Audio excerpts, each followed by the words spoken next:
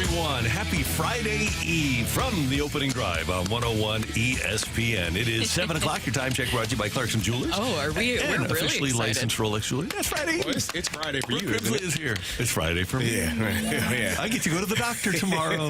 Oh, how special is that? Yeah, it's going to be so fun. Super Bowl champ Kerry Davis, Brooke Grimsley, Randy Carricker. And we got a lot coming your way today. We're going to talk to Greg Amsinger of MLB Network. I wonder if he's got jet lag, if he's tired. You know, that happens sometimes when you take a trip and you come back. You get the jet lag, and then you wind up losing a bunch of games. But Greg doesn't play, so he's going to have fine MLB tonight. No jet lag, He'll but be good. We might have to keep it to about 10 or 12 because he's been talking a lot. Yes, he has. And he had a great outfit, by the way. Did you guys see his outfit for the red carpet at I did. Seattle? I didn't see it. It was not typical Greg Amsinger. He was wearing the backwards Mariners cap. Yeah, he was up just a minute ago. Yeah, looking good. We'll ask him about that. He looks young and hip. Well, and he's got a guy. He'll tell us a story. He's got a guy that does the outfit for him, and then Greg doesn't know until he sees it, until he's ready to put it on. He doesn't know what it is. He trusts the what? Yeah, so we'll ask him about that. We're also on Champions Week. You're going to talk to Sammy Blais, member of the 2019 Stanley Cup champions. One of the reasons that Kerry had to tell me that we were actually starting the show, which ordinarily does happen at 7 o'clock.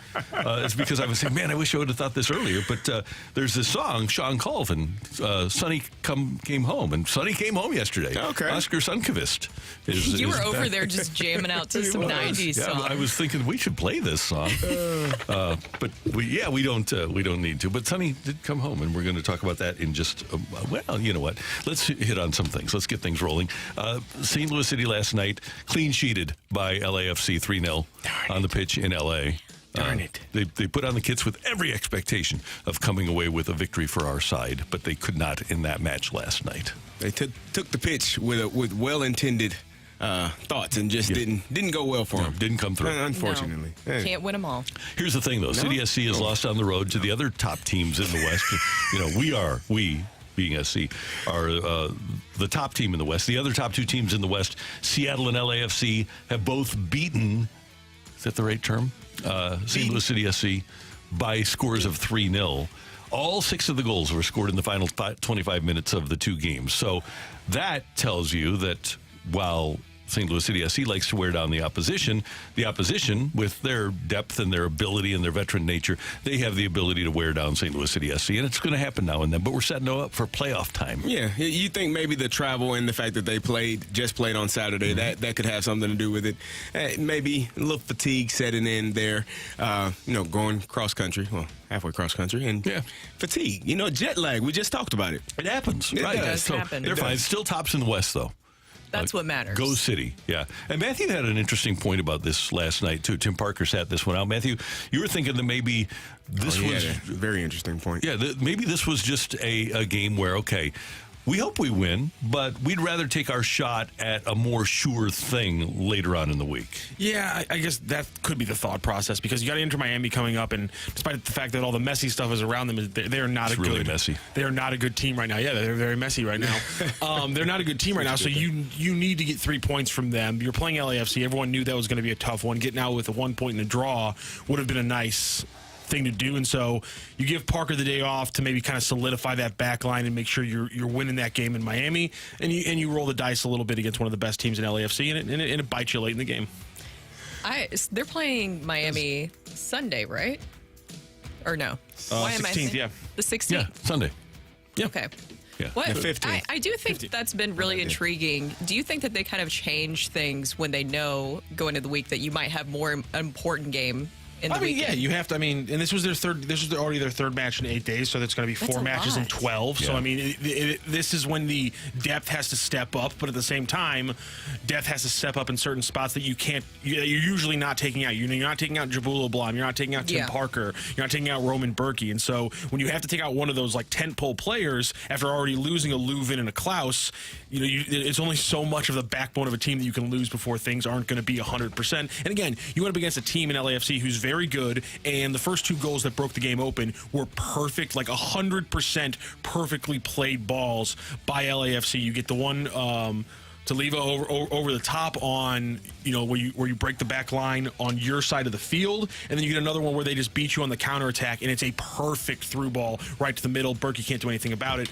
You just got beat by 2 perfect plays. Sometimes you just got to tip your cap. LAFC wins it over St. Louis City SC 3-0. We mentioned Oscar Sundqvist back with the St. Louis Blues yesterday, signing a 1-year, $775,000 contract.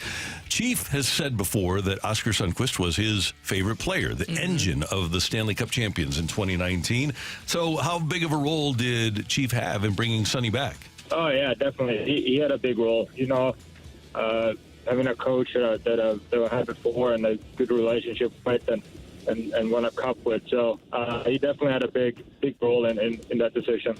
Great to see Sonny back, and that sort of fourth-line energy is something that the Blues desperately needed last year and needed for 23-24. I'm glad to see him back. If he's healthy, he's a big-time difference maker. And that was something that they were missing, that when you're looking at the pieces all come together, you're talking about the fourth line. That's a piece that you need going into the season. And Oscar Sundqvist is a fan favorite for a lot of reasons. One, he loves the city so much. We've talked to him several times. He's a huge City SC fan. People have spotted him out at the tailgates and at the game, and he just loves everything about St. Louis. And also, the reason why Craig Berube likes him so much, that physicality that he brings. How much did we miss that last season? And Oscar isn't afraid, as we've seen definitely during that Stanley Cup run, isn't afraid to go out there and hit a few guys. The one thing I was listening to Jamie talk about, the 200-foot game, that's one thing that we missed, from those forwards at times last season. So you get a guy, a fourth liner that can bring energy. And if you're one of the coach's favorite players, that bodes well for you, for your career. You're going to always more than likely have a job somewhere. So hopefully he comes with that energy and is ready to roll. What am I hearing? I don't know. Mine again? Might right. be. I don't think What I is am. it? Are you hearing Sonny come home?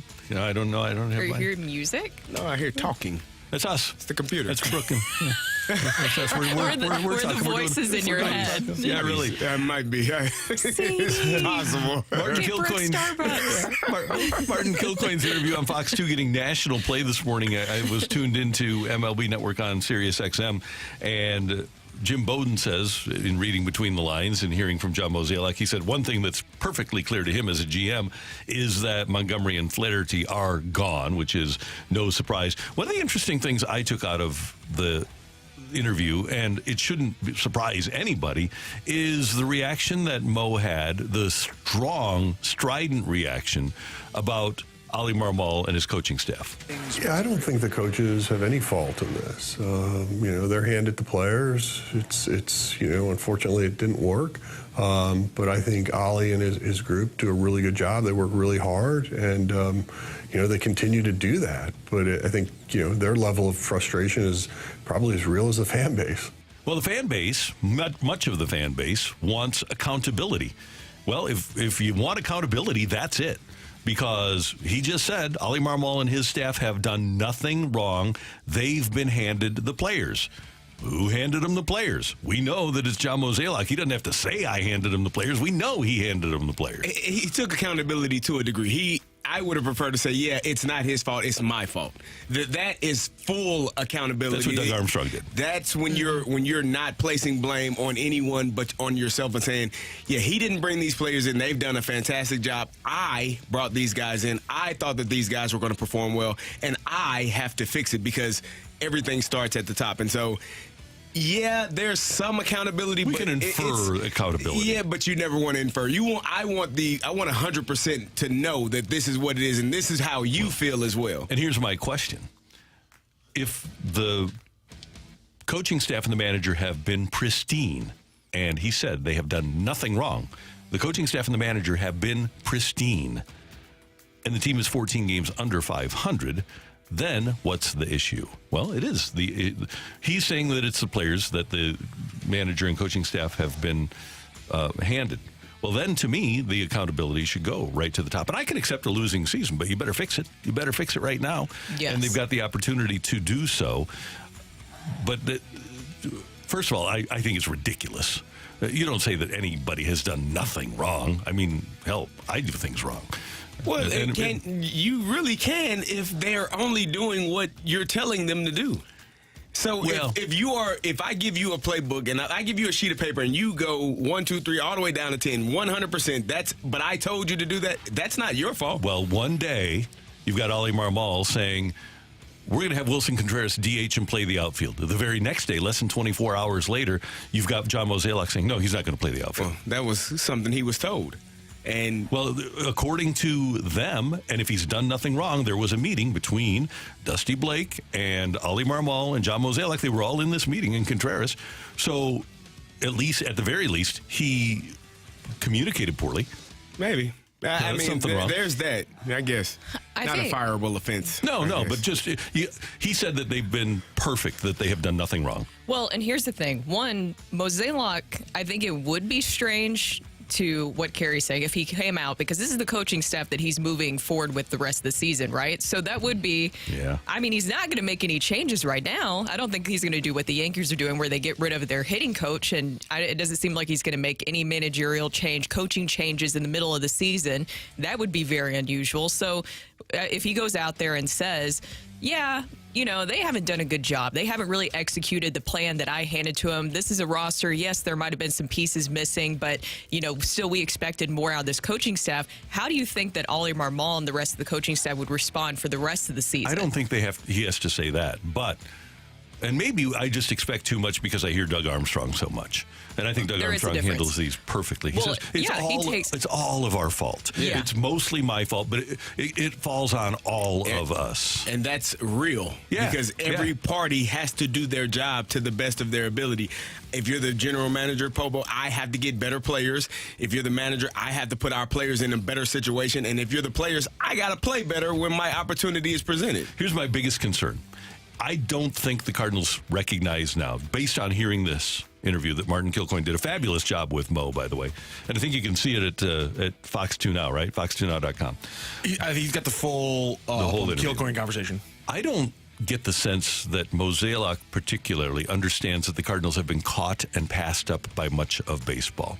That's my biggest concern, is that they think it's a fluke rather than they've been caught and passed up in terms of intellectually advancing their franchise. When you look at some of the franchises that are at the top right now, they're doing things in a different way. They're doing things better than the Cardinals used to do when the Cardinals did it.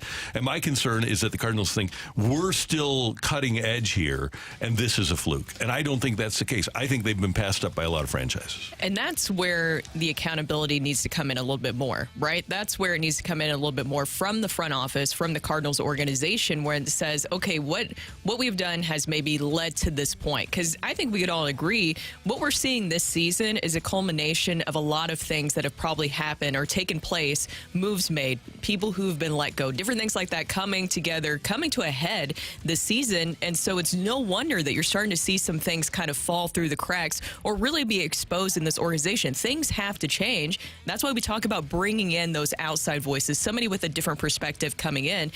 Because another thing that bothered me this season, and he didn't say this, thankfully, because I think that he was very aware of the situation that they're in right now. Remember when they kept saying, like, well, the rest of the division. I hated that reliance or that feeling that the rest of the division was just going to somehow bottom up and the Cardinals were going to rise to the top. I really think that was part of their plan this season. They saw the other teams passing them within the division, and they were like, no, that's not real. That's not real. The Pirates, of course, they bottom out. But, this isn't real with what we're seeing with the other teams in the division. That reliance on the other teams in division bottoming out so that you can kind of rise to the top, is that something that you think that they're building their roster with going into the season? I think when you have been as good as the Cardinals have been for as long as they have, especially in this division, there is you become a little bit more comfortable knowing that these teams are who they are. Again, when we play the Cleveland Browns, we know they're the Cleveland Browns. At some point, they're going to brown. That's just what they do. And so when you're dealing with the Cincinnati Reds, when you're dealing with the Pittsburgh Pirates, the Chicago Cubs, at some point they're going to do what they always do. It just hasn't happened yet. This is one of those seasons. The Cleveland Browns went 10-6 one year, and it was a shock to everyone. Oh, what the hell? This is a really good team. Derek Anderson's quarterback. It's a different team, but it's not the norm. So normally they'll be they'll be in the right spot, but the Cardinals have to do better internally in how they develop, how they evaluate, how they develop, and what the product is that they put out on the field every day. One other quick thing, and Brooke, you mentioned this before we came on the air about the injuries, the pitching injuries. Yes. The Braves have lost their top two starters for most of the season. Max Fried and Kyle Wright have been out for most of the season. They have the best record in the National League. Don't give me injuries, all right? You were supposed to fix the injury issue. That was what you told us yesterday. We didn't really engage. Well, you didn't tell us yesterday. You said yesterday you couldn't do it. You told us during the warm-up that you didn't really engage with the depth that you should have engaged with. But the Braves are able to go out and get a guy named Bryce Elder, who's 11-2 with a 3.44. They bring him up from the system. Last year, of course, they had the Rookie of the Year. Strider, is 11-2 with a 3.44. Elder 7-2 with a 2.97. They still have Charlie Morton going, and Charlie Morton's kind of their version of Adam Wainwright, but he does have 17 starts this year. But they're bringing people up, and they are succeeding, and they didn't have to necessarily protect their young pitching. So don't give me pitching injuries when I'm looking at Atlanta with their top two guys out. And what I was referencing for anybody who wants to see that. So Fox 2 didn't put out the full interview. Martin Kilcoyne on the, the Kilcoyne conversation, right? Yeah. Put out the rest of the interview where Mozeliak clearly talks about, he brought up injuries several times this season. And I said to Randy and to you, Carrie, before the show started, is I think the only team that can really complain about that is the Yankees, honestly, where it completely, you could say, point to derailed a lot of their season. I know that you didn't have O'Neill, but remember you had a log jam in the outfield position. I mean, several guys waiting. And when it comes to pitching, you pretty much are set with a lot of guys other than Adam Wainwright. He's the only one who's been hurt. The only pitcher who's been hurt. Yeah. So I'm with you there. All right, we're off and running here on 101 ESPN. Coming up, get your text into the Air Comfort Service text line. For sick of it, it's 314-399-9646. 314-399-YO-HO. Sick of it. Next on 101 ESPN.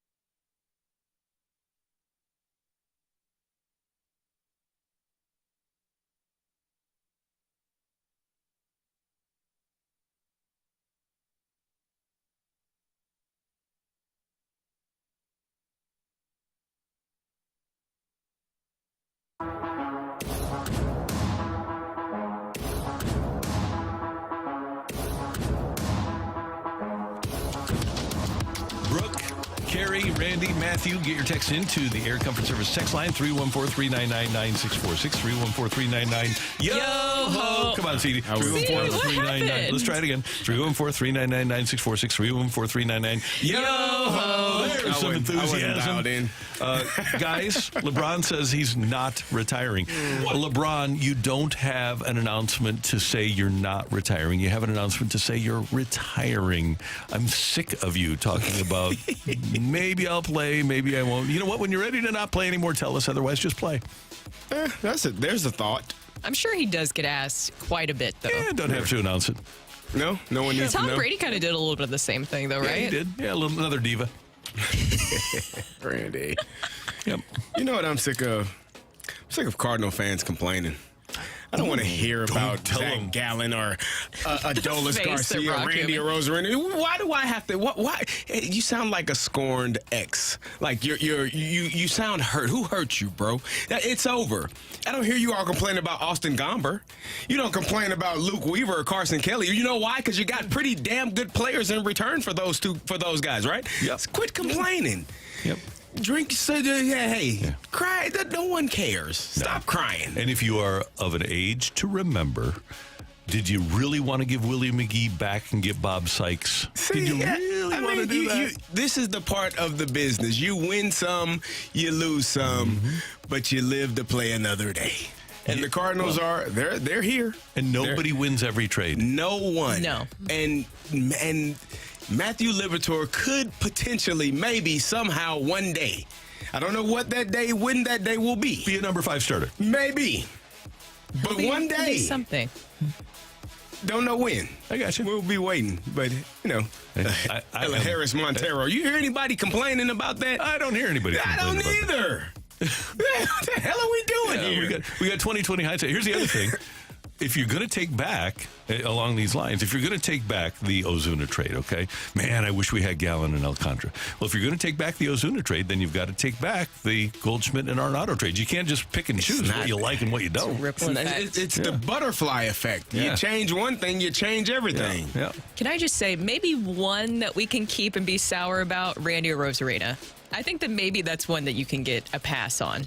I will still never exactly understand that one. I can understand fans' frustrations with that one. I thought it was really interesting the other night. And the fans' frustration, by the way, on the night of that trade in 2020 or 2021, whenever it was made, 2020, January of 2020. The fans' frustration, they couldn't believe that the Cardinals traded away Jose Martinez. Oh, I remember. Yeah, everybody loved Jose Martinez. Everyone loved him. But my point is... And then one other note, like was said the other night by former Major League general managers on MLB Network during the draft, when that trade was made, nobody could believe that Tampa Bay would give up Matthew Liberatore.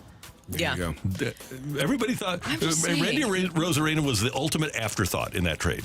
Yeah. Well, you'll definitely get some texts. I knew that he was great. They didn't give him a chance. But I think in hindsight, my frustration is it continues with, are we fully evaluating certain players? We're talking about Latin players yesterday. That's where I can understand fans getting upset, because you could argue for the rest of time that he wasn't given enough of an opportunity or enough of a chance to be looked at. Absolutely. You know what, guys? The thing that I am sick of, because I keep on refreshing over and over again, I am sick of not knowing if DeAndre Hopkins is going to sign with the freaking Titans or not. And there's somebody in this room that has connections that can give me like a heads up if I'm getting my hopes up for nothing. I got you. He's not. I heard. He's in the contract. They gave him a great offer, right? They reported it. It was a better offer. He's just taking. Here's the thing. When you're a veteran player and have done, although I don't know why they do it now, because training camp is nothing like what I had to go through. What we had to go through, it was, not 3-hour practices, but it was a lot of hitting. Sometimes guys say they're not in a rush to get to training camp. They just want to get to the season. And plus, you don't get paid in the off season. So why in the hell do I need to do any work during the off season? But he needs to prove he's healthy. Not healthy. He needs to. He would need to know, learn the offense, learn the terminology, get acquainted with the quarterback. Who's the quarterback for the Titans? Ryan Tannehill. Is he not exciting? I don't know who the quarterback is this year. Text 314-399-9646. Matthew, what do you got? Carrie. You might want to just, walk out of the studio and not listen to the rest of the segment if you don't like I'm Cardi ready. No, fans they being talked about angry. me too. It's love it. fine. Oh, no, I'll read this one first of all. I'm sick of your bad grammar. Agreeance? That was popular in the 18th century. It's obscure, archaic, dead. Look, what are the pronouns you misuse in compound subjects? The other day you said him and Goldschmidt. Really? Oh my God. Touch grass, dude. Grammar police. Somebody get this person him and this person. I don't know. Now I just want to keep saying things to piss this person off. You'll be okay. 314. Sick of it. The national baseball media assuming Arenado and Goldie are gone. It's just clickbait for their damn articles. Yeah, Sick of it. Yeah. There's a much greater likelihood. Arenado's not going anywhere. And there's a much greater likelihood of Paul Goldschmidt signing an extension than not being a Cardinal. You think he's going to sign an extension? Yeah, I think that they're already working on it. How many years? I actually agree with How Randy much on this money? one. Probably 2 years, and probably he's making 26, so I'd probably say 28, 30. Okay. Man, not terrible. I'm sick of people using speakerphone in public. Oh, you listen. Have you ever seen the videos where somebody's on the speakerphone and then someone next to them is answering the questions? It is hilarious. Like it makes the person on speakerphone so mad that someone would have the audacity to be in their Bro, you're loud as hell. Yeah, We can hear everything. We can hear everything. I think I'm gonna do that one day. Someone on speakerphone talking loud. Hey, how you doing? I'm good. Well, how are you? Just respond to everything that they say. It's beautiful. I was in my apartment complex the other day, and a guy's walking around on the sidewalk having a phone conversation. And instead of just putting the phone up to his ear, he's keeping it right here and having it to his speaker. That's why And I'm they like, make headphones. Come on, my guy. Yeah, there just you go. put the phone to your ear. Like, what are you why they make doing? headphones. Sick of Mo and the Cardinals being content with competing with the worst division in baseball rather than the top teams in baseball. Is the NL Central the worst division in baseball? NL or AL Central, one of the two. Okay. No. Here's the thing, though.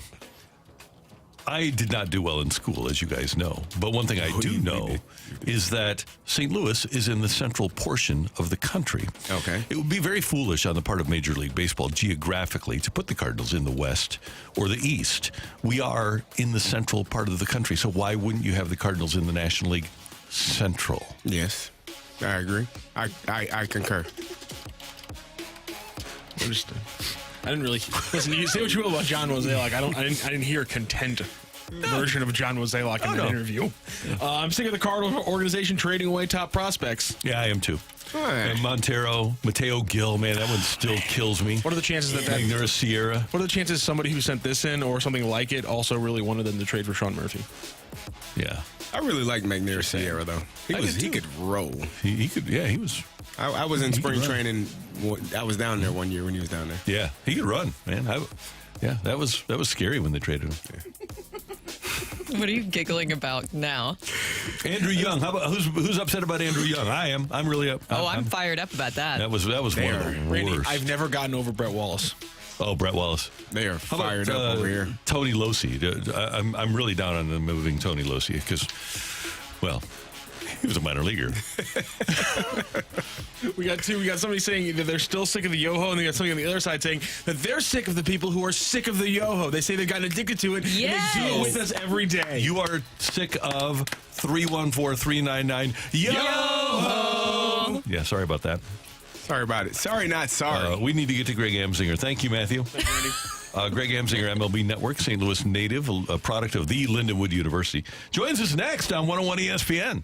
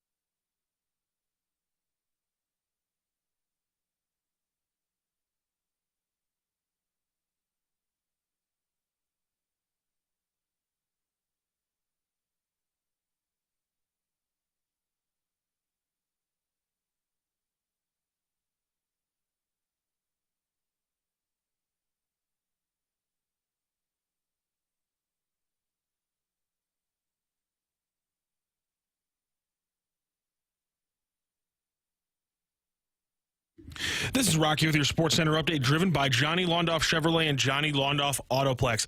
Last night, City playing their third game in 8 days. They fall to LAFC 3-0. They're back in action with a quick turnaround, playing on Saturday night, 7:30 p.m., facing off against Inter Miami. Also, Cardinals back in action tomorrow. They start the second half of their 2023 season with a series against the Nationals. First pitch is at 7:15 on Friday. That is your Sports Center update, driven by Johnny Londoff. Find roads and shop 24/7 at londoff.com and londoffautoplex.com. Are you kidding me?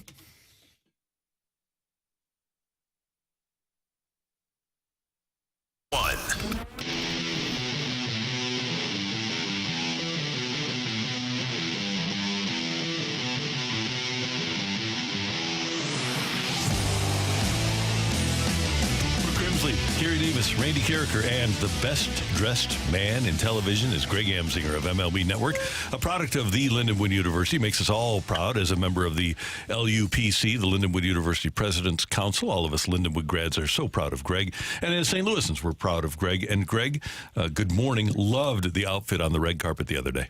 Well, I really appreciate that. I apologize to your listeners because I sound like a frog with a bad smoking habit.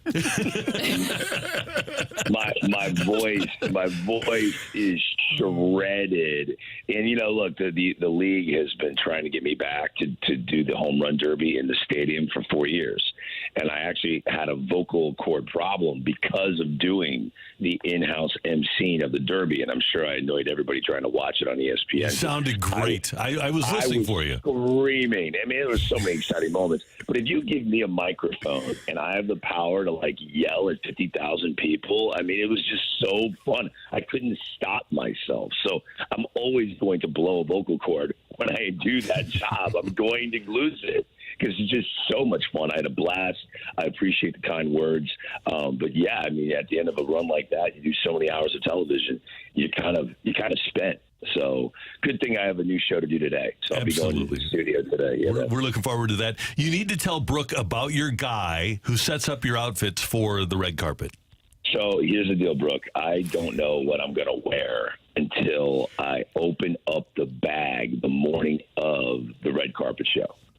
So because he knows I'll freak out when I look at it, and then I'll try to talk him out of it. So I've agreed with the deal with my guy that I just take the bag on a hanger. I won't open it. And this is from top to bottom, everything, shoes, you name it.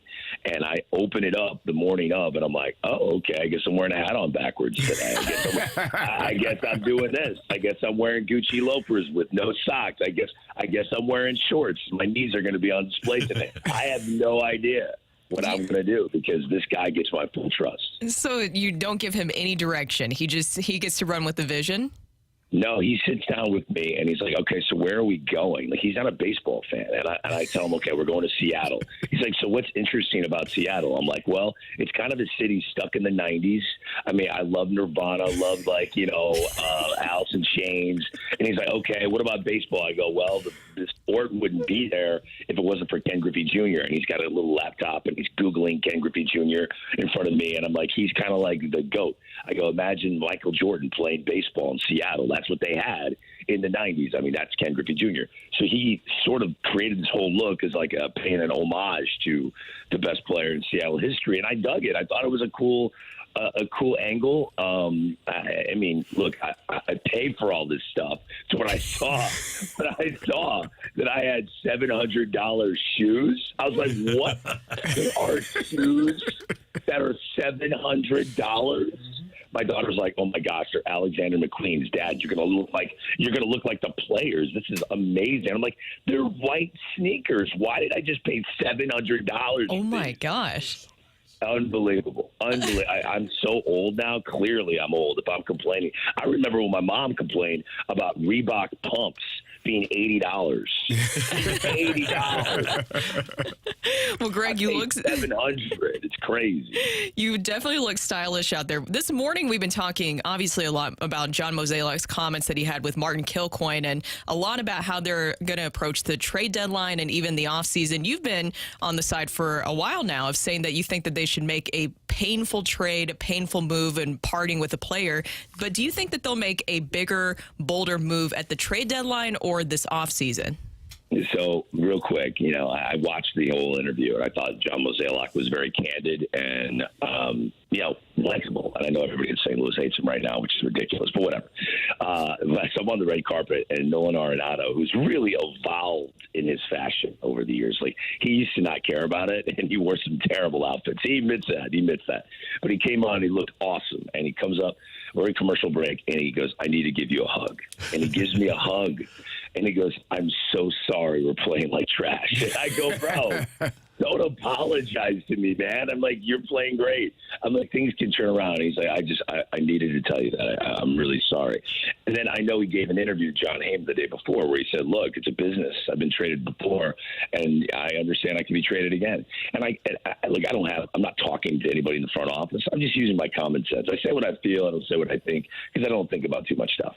So I tell him on the air, I go, Nolan, you're not getting traded. I know what you said to John Heyman. You're not getting traded. You and Goldschmidt are not getting traded. Now, will Jordan Montgomery get traded? I think he will. Will Jack Flaherty get traded? I think he will. Paul DeYoung? Probably. Tyler O'Neill, Jordan Hicks, that group might get shipped off. And I think that's what John Mozeliak was alluding to. But the core of the team is going to stay intact. Why? Because the core of the team is good enough to win the division next year. The core of the team is better than the core of every other team in the division. And I know everyone's all over the Cincinnati Reds right now, but it's a game of adjustments. The Nolan Arenados of the world, the Paul Goldschmidts of the world, they're on adjustment number 243. Ellie De La Cruz hasn't made one yet in his career. Matt McLean hasn't made one yet in his career. So we'll see how the Reds perform going forward. But to assume that they're this juggernaut and they're going to hold the NL Central by the throat for the next 5 years, I think we're getting ahead of ourselves. So I think John Mozeliak is going to make moves. He's going to acquire young talent, trade while the stock is pretty high on some of these guys, but he's going to keep the core together. He's going to spend money in free agency for starting pitching. He's going to reimagine the bullpen, and he's going to go try and get him next year. I don't think this is a teardown. Don't think that it's going to be a teardown in St. Louis, because it's not. With the names that you mentioned as potential trade pieces, does that mean that the Cardinals are punting on this season and just focusing on 2024? Well, I mean, you're up against it, right? Mm-hmm. I mean, you essentially have until the trade deadline to determine whether or not you can make a run. And when you're 11 and a half games out of the division, 11 and a half games out of the wild card, we've seen it before. Cardinals have done it before. I mean, 2011, what were they, 7.5 out September 1st? And they were able to squeak their way in, and we know what happened in the postseason. So anything can happen. I think every game matters. And this is my favorite time of the year right now, right after the All-Star break. Because with expanded postseason, you have to make a decision. Are you going to try to get in? And the way I look at the Cardinals is they clearly have to look themselves in the mirror and recognize they don't have enough pitching. Even if a miracle happened and they were able to squeak in, they don't have the pitching to win the World Series. So why would you buy talent? Why would you trade away young talent for Lucas Giolito and Lance Lynn to put them in your rotation when you know that isn't going to help you win the World Series? There are teams like the Cleveland Guardians. They could win the division. That's great. Are they going to be buyers? No matter what they buy, they're not good enough to win the World Series. A lot of teams have to have some soul-searching right now, including the St. Louis Cardinals. Greg, how do you like the Cardinals' first-round pick, Chase Davis, out of Arizona? He had the best swing in the entire draft. Best swing in the entire draft. And I got a chance to meet him at the Combine, talk to him the night of the draft. This kid's a star, man. Carlos Gonzalez reached out to him. Cargo, who had one of the prettiest swings of all time. It was like reminiscent of Ken Griffey Jr. and said, yo, you're better than I was at the same age. And this kid is a stud. I thought it was just an amazing draft class for the St. Louis Cardinals. You had to wait till, I think, round 11 for them to pick a high school player. It's pretty much all college players. And this is what they want. They clearly had a vision for this draft class. They want guys that are safe picks, that many of them could contribute at the next level. And at the top, Chase Davis is. I did not understand. Harold Reynolds and I have always seen eye to eye when it comes to drafts. Okay, we don't follow this stuff year round. We kind of parachute in for the actual draft, and we've had arguments with the gurus, the guys that know this. They do it for a living every single day. I remember Harold and I meeting Aaron Judge at Studio 42, and we're like, we're drafting this dude number 1. And Jim Callis and Jonathan Mayo, who do it every day, they giggle, and they were a bit embarrassed for us. And Jonathan Mayo goes, I know he's big, but his power doesn't translate into games. So I was like, I think you can teach Aaron Judge that. And Harold Brown's like, I'm taking him number 1. And they're like, I get it. You guys are lost in how big he is. He's not the number 1 pick in the draft. I think we ended up being right on that one. I think Chase Davis should be a top 5 pick in this draft. Wow. That's how good Chase Davis is. And the Cardinals got him where they got him. So it was a great first-round pick for them. Greg, do you have any bold predictions of a player that you think will break out during the second half of the season for the Cardinals? I would like to see Lars Nootbaar actually play the way everyone was hoping he would play before the season started, and really solidify himself as part of the core. Because as of right now, he's playing well, but he's one, Burleson hot streak away from not playing that much anymore. Because like I said last time I was on your show, this is going to be an AAU high school basketball tryout all the way to the end of the year. Who's part of the core, who we hold on to, who's going to go into spring training 2024 with a solidified job. And I hope Lars Nootbaar kind of solidifies himself in the second half, that he's standing next to Jordan Walker in the outfield guaranteed opening day next year. Because while his on base is always strong, I think there's more in the tank. Great kid. We love the personality. But I would love – my comp for him is my comp, and I think this is the ceiling that he could be. And you guys might disagree. I think a young Andy Van Slyke. Yeah, that's a good call. That's a good call. Right? And I think that's what we need to see him take that step and get to that spot for the St. Louis Cardinals. I'm rooting for Lars Nootbaar. Greg, what Nolan Arenado is to you, Lars Nootbaar is to Brooke Grimsley. She is the founder, CEO, treasurer, assistant CEO of the Lars Nootbaar fan club. Yes. She even has a name for the people in the fan club. Our name is, are you ready for this, Greg? Because you're allowed to join. Nutty Neuters of Newt Nation. Wow, the alliteration is fire. That is really well done. I remember before the season started, Brooke, and you were like, okay, give me your starting outfield. And I had Lars Nootbaar as the 4th outfielder. I think Brooke tried to hang up on me while I was live on the air. I think she reached over, and your producer caught her hand away from the phone because she wanted to hit click. So I understand. We all have our favorites, and I am rooting for Lars Nootbaar. I'll never forget, he came up on the set, World Baseball Classic. He's playing for Team Japan, and we're about to go live, and Harold, and Pedro are live on the air. And right before we go live, we just assume all these kids, all these players are like comfortable being on TV. And he's, obviously a huge personality.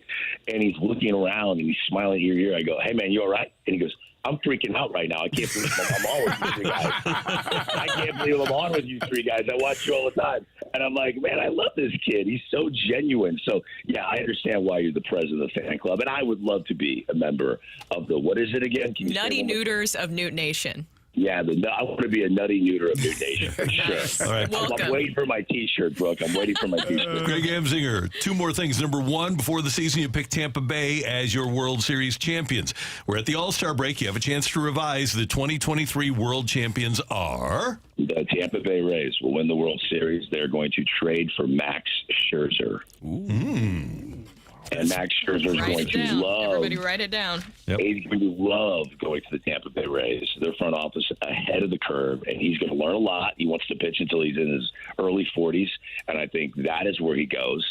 I talked to Shane McClanahan during the Home Run Derby, and he's feeling almost 100%. I think he's the most talented left-handed pitcher in the game. Glasnow's back. They're going to get Rasmussen back. This is a team that's ready to win. Taj Bradley's a rookie that's very impressive. The bullpen is loaded. I still believe the Tampa Bay Rays, with Randy Arozarena, who is one of the great performers in our sport now, I believe they win the World Series. Yeah, you just got everybody fired up here. And finally, a tweet from St. Charles High School Activities. They say, please tell Greg Amsinger hello from the St. Charles High School. It's so great. I'm a proud pirate. And for years, when I would come on different radio shows, they'd be like, Greg Amsinger, who went to Duchesne High School. Greg Amsinger, who went to St. Charles West High School. I'm like, no, I went to the St. Charles High School, and Art Holliday and I are very proud of that, because because he was the other rock star that went there, and I was so enamored with the great Art Holiday, and I text with him all the time, and we followed their basketball and football seasons and baseball seasons. So we are proud alums of the St. Charles Fighting Pirates. Now, when I went there, I know I'm running out of time. When I went there, right before my freshman year, the school burnt down. So for 40 years, I went to school at a trailer park. No lie. And now it's a beautiful building that I never really stepped foot in. So all the kids are enjoying what I did not enjoy back in the day. But yes, I'm a proud Pirate. You didn't live in a trailer at Lindenwood, did you? I think for like half a semester. Okay. Yeah. That was like the dark times of Lindenwood University. They cleaned that up. Yeah, it's beautiful now. It's dark unbelievable. ages, the dark ages. Going to Lindenwood was like kind of on campus going to Woodstock. It was like kind of weird for a while. Right. Hey, but they cleaned that up. It's all good now. It's first class. And more great things to come. Greg, it's always great to have you with us. Thanks for powering through with the voice. Greatly appreciate it. Love you, and we'll talk to you soon. You guys are the best. Take care. Have a great week. You too. Greg Amsinger, MLB Network. You can see him on MLB Tonight. Coming up, get your text into the Air Comfort Service text line, 314-399-9646, 314-399-YO-HO. We've got Take It or Leave It coming your way.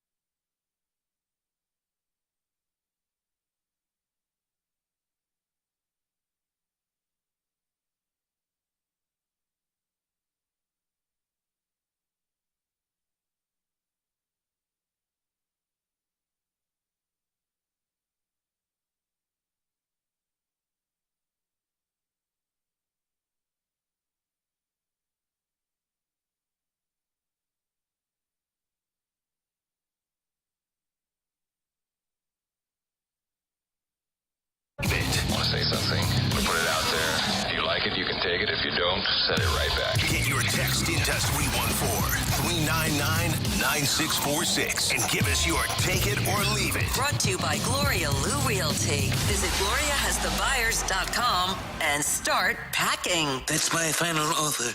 Take it or leave it.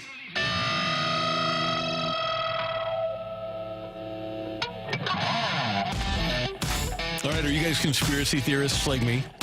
Not really. No? You know I am. He is. Take it or leave it. Oh, my God, he is. You know I am. Take it or leave it. That was an awesome DeMar Hamlin hologram last night on stage at the ESPN. Randy. I'm going to leave it. I'm gonna That was leave it as really him. You know how many people I had asking me, is this real? Is he? And this No tattoo way. is on the other arm. It's not really him. You're lying. People were asking that. Yep. Oh, yeah. Oh people my are gosh. stupid. I'm so tired You of said that. it. Oh, man, you're not wrong. I get so tired of that. Sick of it? Not everything. Yes, maybe that's what I should have said. I am so tired of people thinking everything is a conspiracy it's theory. crazy. Have you guys followed that woman who was yelling at the plane? Rocc, do you know what I'm talking about? And how everybody That man thinks back that there is not real? Yeah, where she's that like, was that man's nuts. not That real. is the funniest And she was hammered. People I've ever said seen they in my saw her entire at the life. bar getting hammered, and then all of a sudden on social media, everybody's like, "Where is she? What did she see?" Yes, but no one- She was drunk. Yes, but no one saw her go into the bathroom and take the mushrooms. Yeah, she was. She was clearly. gone. Like, why are all of a sudden are we believing kooky people? I have no idea. We have for a while. All of a sudden? Yeah, that's true. That is. Talking about. Social media just amplifies it. How about that? That was an intriguing thing. I tell you, You know where the phrase "drink the Kool-Aid" comes from, Brooke? take it or leave it. If you're on that plane, you're getting off. If she's screaming like that. Yeah, Kerry, there's an invisible guy in the back. Of course I'm going to get off the plane. I'm just saying, like, no, he wasn't invisible. He was standing right there. He was sitting there. He just had a hood on. What did she say? That he's not. Yeah, he's not real. He's He's not real. He's not real. That man is not That man's real. not real. That's what she You think said. she thought it was like a lizard person? Yes, she Yes. 100% thought it was a lizard She's person. losing her damn mind. And I cannot deal with that stuff. I cannot. What? The lady was hammered, probably took who knows what. Just let her get off the plane. I got places to go. Uh-oh. Are you saying that you got somebody things to agrees? do. Perhaps she took hallucinogens. She took something. I would not be surprised. Yep. Yeah. So, Randy, you made an interesting statement when we were in here earlier about the Cardinals' record going forward in the second half. Historically? You said no. Oh. You said that they would be 20-5. Oh, yeah. Right. Based Coming out on- of the break. Coming out of the break. Yeah. Yep. Take it or leave it. They ain't gonna be 20-5. Okay, I'll take it. Really? But you did all those numbers. You did a lot of math. You did the math. You don't even I like math, but you did a lot of math. You I did the know. numbers. You broke down the series, how many games they would win, where they would win them, who they would win them against, and I just am going to push back. I'm going to nudge back just a little bit and say, I'm allowed to be an idiot now and then, aren't I? You can be, but I'm going to pull. I'm going to come on, brother. Don't go that far. Okay. Hey, CD, he mathed really hard. He did math really hard and really well. He mathed 20 and hard. 5. Now we're Really going to get a well. text from the grammar police. Anyways, take it or leave it. Have you guys heard of the Netflix series, The Quarterback? Have you guys started it? It just came out. I haven't. I've heard of it. I have It's not seen it. really good. So my take it or leave it. People are going to fall in love with Patrick Mahomes even more after this series because I watched a little bit of it last night. You're starting to understand him and who he is, and also Brittany, his wife, is in there. I think that this could also help with people liking her. But I just think that if you don't already like Patrick Mahomes, after you watch this series, from the little bit that I've seen, you're going to love him now, I'll or take you're going that. to love him even more. He just seems like a really cool guy. Yeah. So, yeah, I'll take it. It seems like it's going to be a really interesting series. And Marcus Mariota's in there, former Titan. I'm interested to see how that goes. Mariota. Can I get one more? Yeah. Adley Rushman was at the home run derby. Father Yeah. was pitching to him, Randy. Take it or leave it. That's one of the most awesome things to be able to do with your father. You're a professional athlete. Your dad is throwing you BP at the home run derby, and you're hitting home runs out of the ballpark. Think about that. When he was 5, his dad was in the backyard throwing a BP, listen, right? His dad probably cried at some I point. would think so, yeah. My boy. Oh, My boy. is this what you were laughing at, Rockio? Didn't that happen for Robert? Was it Cano or who won a few years ago? I think it was. It Might have been Cano. Was it Cano? I think it was his Cano. dad might have been throwing Yeah. to him. That's great. Rocc, what do you got on the old text line? I'm not going to read it. Don't worry. Just go ahead and read it because I read it. Okay, Just go ahead. Go ahead. Oh, man. I'm sorry. Take it or leave it. Jamie Foxx passed away, and that's his stunt double. I just saw that. That horrible. They think. Listen. You know what? We have some strange people in the world, and Here's the thing. You know, We'll figure it out because there's no way his stunt double can sing, dance, act, and do comedy. Yes. There's no chance. There's zero chance he can do all four. Conspiracy theory. He's always had doubles. Yeah. So that's how he was able to do it. It's not his stunt double. It's him. Yeah. Brooke's right. The comedy actor, it's all been different. It's been different Jamie Foxx's. That's how he's been able to do all that. There's Wow. there's Oh my God. the singer There's multiple clone. Jamies. Yes.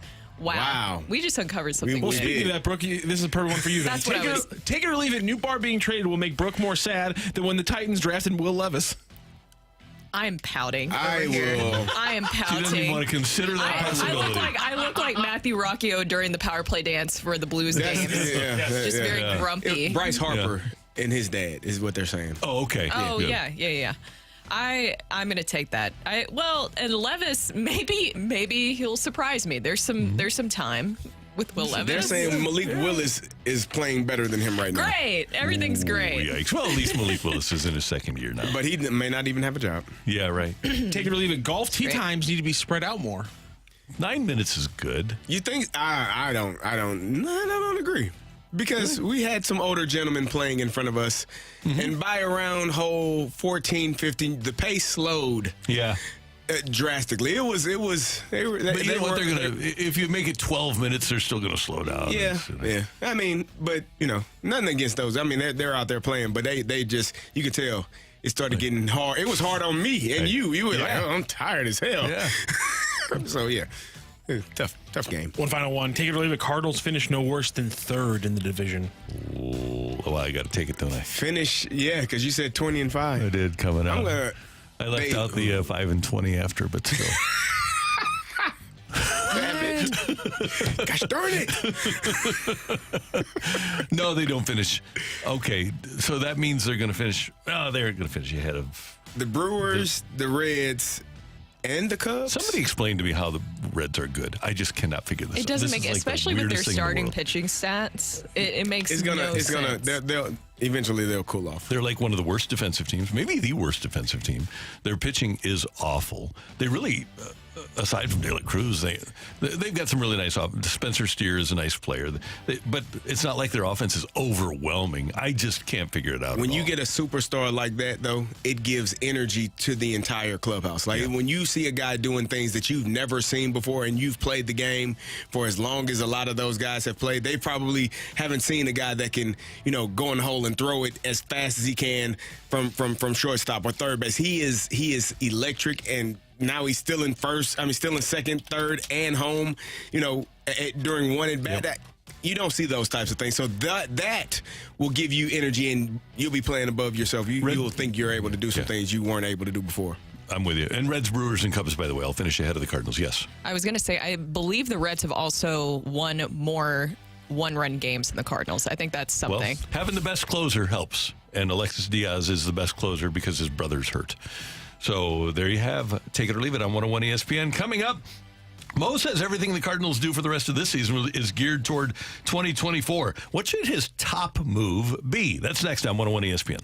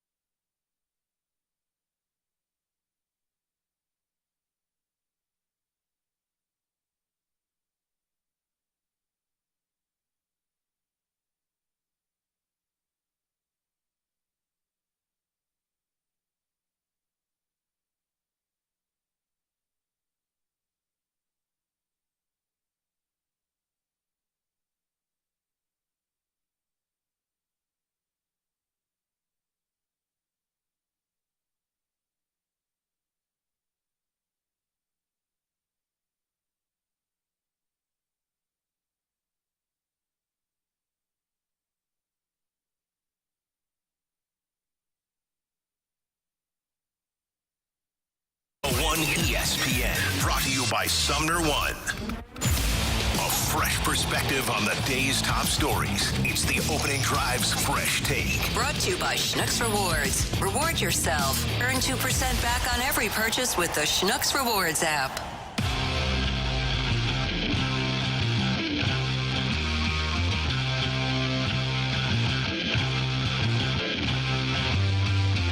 Well, I think right now I can tell you that we're going to trade people. I just don't know if it's going to be like household names or more of guys that just aren't likely going to be here next year. And so, you know, it's easy to talk about what we may or may not do at the moment, but we're not going to just give away players. You know, we want to get some value in return. We want to get some return that's going to help us for 2024, and that's going to be really our focus as we enter the trading period. I've been saying that for a while. It is 8:06 in St. Louis. Your time check brought to you by Clarkson Jewelers, an officially licensed Rolex jeweler. Brooke, Carrie, Randy, I love the idea of the Cardinals gearing themselves towards next year. They did that at the end of the 1998 season. Mark McGwire had hit all the home runs, and they wind up trading Royce Clayton and Todd Stottlemyre.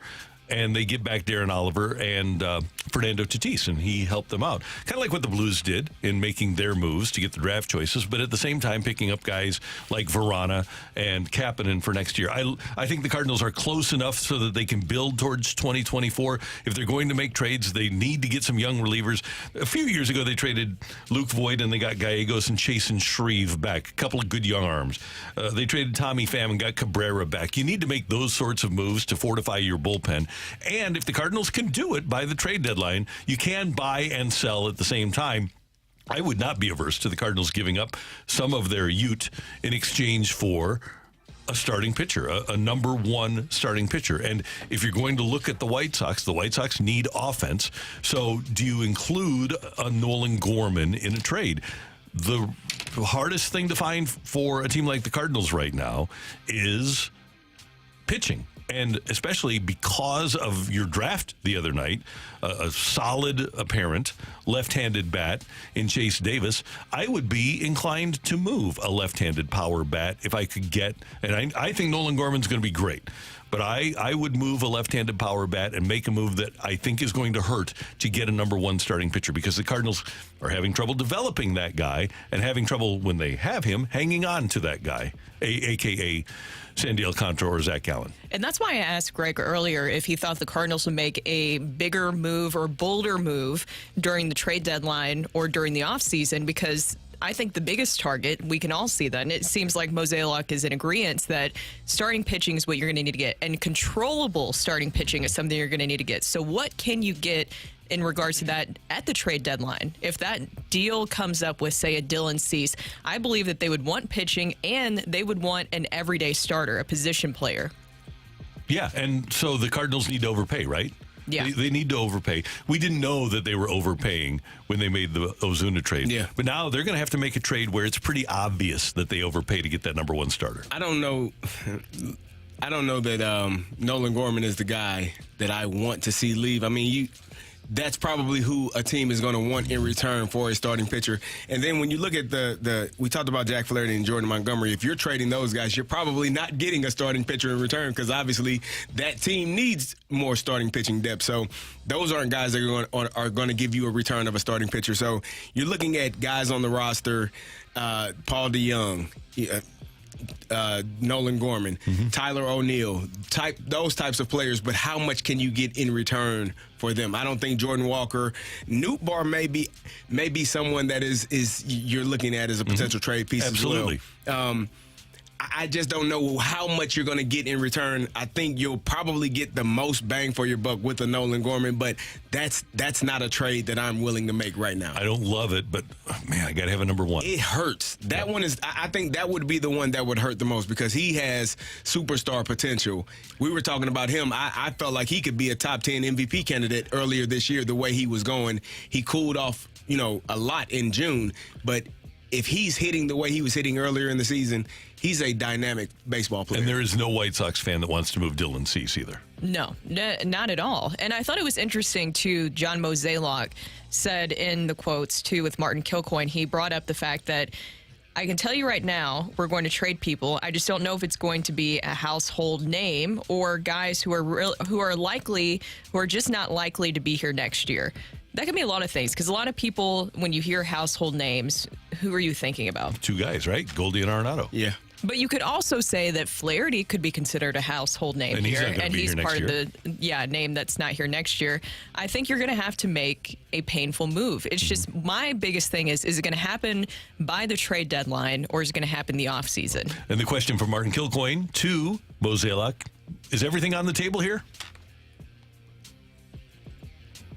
Is everything on the table at this point? Oh, I think so. We know that what we currently have isn't doing it. So, yeah, changes are going to have to happen. So at the end of the day, changes, whether they be on the field with players or off the field with coaches. And I know that he said the coaches haven't done anything wrong, but the results certainly wouldn't lead one to believe that the coaches haven't done anything wrong, especially with the pitching staff, which he talked about before the season he said the bullpen had a chance to be great. He had ultimate confidence in Jack Flaherty. So when you look at the way the pitchers have performed relative to what he said he expected out of them, I would say there is some question about the way they've been coached up and perhaps game planned. I think that that's fair enough to be able to question that. And you hate making somebody a scapegoat, because I don't think that it is all on Dusty Blake. I think that it's the situation that he's in. I think that, even some of the pitchers that he's given, or it's just maybe we should have seen a lot of this coming with the pitchers we assembled going into this season, especially with the starting rotation. I do believe, and Greg mentioned this, and Mozeliak said it as well, I hope that we can keep our core together and supplement properly. You do have to go get some starting pitching, and maybe you do have to make some adjustments this offseason when it comes to your coaching staff with a Dusty Blake, or adding somebody else with some more experience in there. Why not? I mean, we have already kind of decided that this season is going to be, it is what it is. You can add some depth to the team by trading a few of the starting pitchers. Why not go after someone in free agency? Really go after a guy, Aaron Nola. Like that could be the guy that you actually put money into and decide you're going to spend some money this offseason and actually pay what the going rate is for a starting pitcher in the National League, in Major League Baseball. Because the Cardinals prefer, because they work within the confines of a budget, to not pay. But if you can't get a Cease, you can't get a Glass now, then you go out and overpay for a guy like Aaron Nola. And there's going to be a lot of guys. Martin Perez is going to be a free agent. There's a club option. I know Lance Lynn has been one of the worst starters in Major League Baseball this year, but Lance Lynn is the sort of personality the Cardinals need in their room, and he's comfortable here. You've got Urias from the Dodgers, who's going to be a free agent this year. You've got Alex Wood, who's had some good years. He's going to be a free agent. Carlos Carrasco of the Mets, now he's going to be 37 years old, so I don't know if you want to go there. Giolito is going to be a free agent. Sonny Gray, Blake Snell. All these names are going to be out there in free agency. Kyle Hendricks.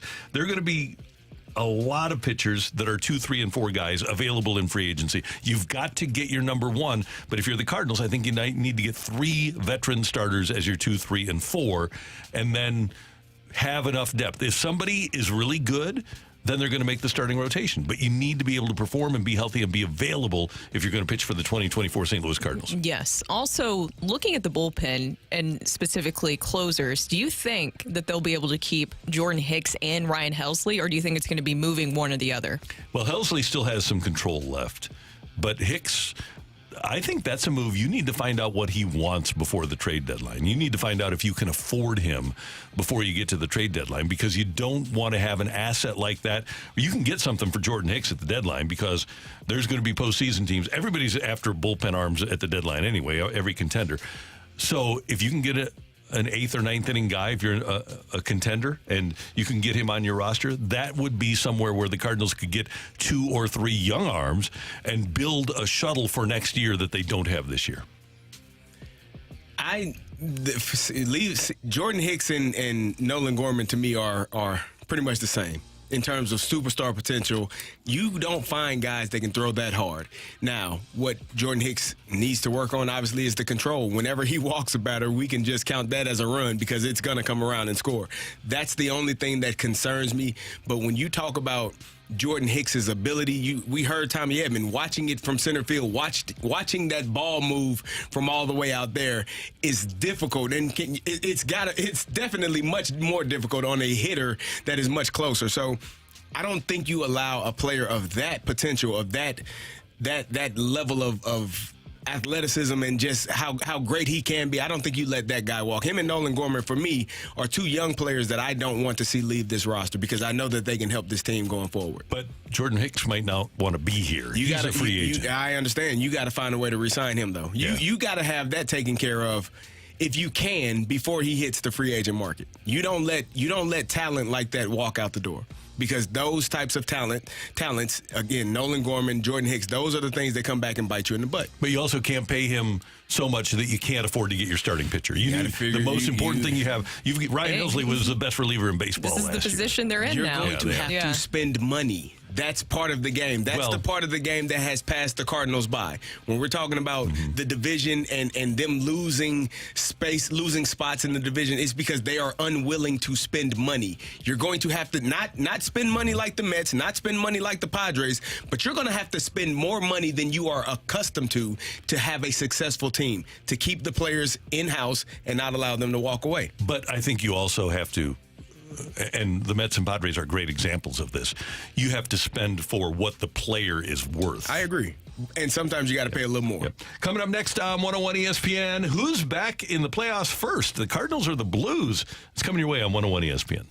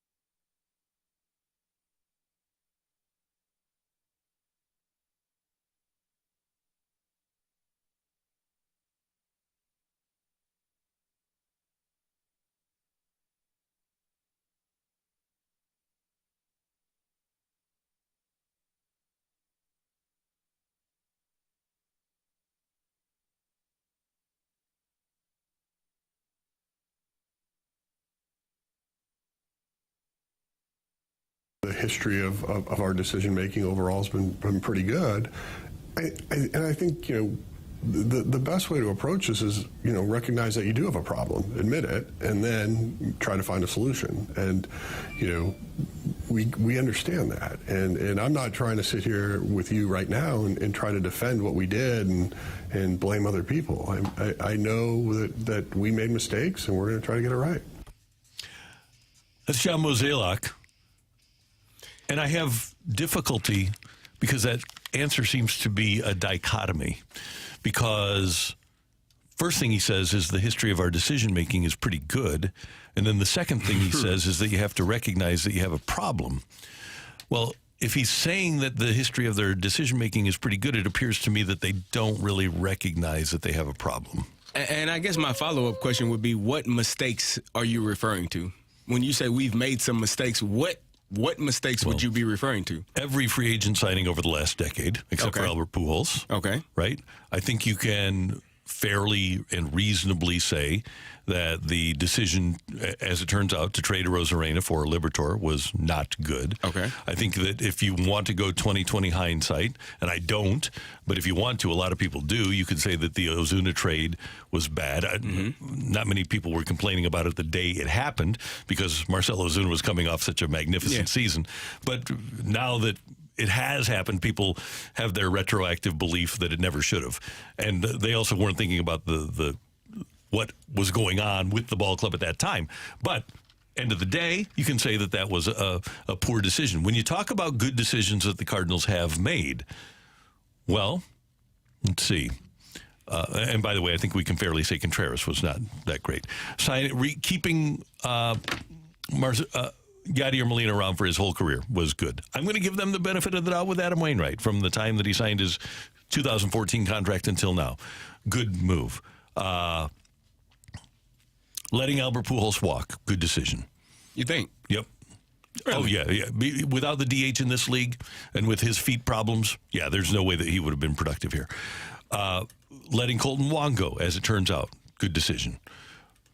DeYoung signing, no, not a good decision. The trades for Goldschmidt and Arenado, fabulous decisions. I would say that there are probably more, and if you want to just go with the draft as an entire portfolio, the Cardinals have drafted very well. But I would say that they're probably 50-50 in terms of making great decisions, at best. And so I think that they need to recognize that there is a problem with their decision-making process a lot of times. Would you say that 50-50 is middle of the pack or better than most teams in the league? I would say that that's worse. Probably middle of the pack. Okay. Some teams, they don't care. Like last year when the Reds traded Luis Castillo, that wound up being a good trade for them, but they shouldn't have traded Luis Castillo. They could have kept him around. When Pittsburgh traded Andrew McCutchen and when they traded Glasnow, they shouldn't have traded those guys. You get Chris Archer? Bad decision. But good organizations make good decisions. The Tampa Bay Rays have made a ton of good decisions. In signing all their players, the Atlanta Braves have made a ton of great decisions. The Dodgers that let Yordan Alvarez get away. But who else have the Dodgers let get away that you say, oh, man, that's a devastating blow to our franchise? The Cardinals do have multiple guys that fans legitimately have complaints about. And that's why I feel a little bit more comfortable, though, with them making a move at the trade deadline, because a lot of the success that you talked about is happening via trades. Free agency is where I get concerned. Offseason is where I get concerned because of some of the recent transactions we've seen with bringing in free agents. Steven Matz, I know that we're still not fully done with him, but you could also argue that. Wilson Contreras, you have Mike Leake, you have Brett Cecil. I mean, there's Andrew Miller. It goes down the line of some recent contracts via free agency that you can get concerned with. I feel a lot more comfortable with how they handle trades than free agency. Let's add the Matt Carpenter extension in here. Okay. I forgot about that one. Yeah. So that seemed to be somewhat of a waste of money, as it turned out. But there was salsa.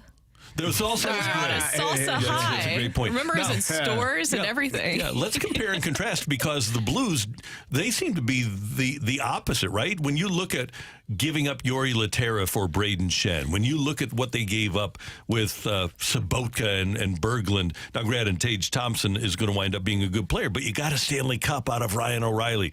And then moving O'Reilly and Tarasenko apparently at the right time.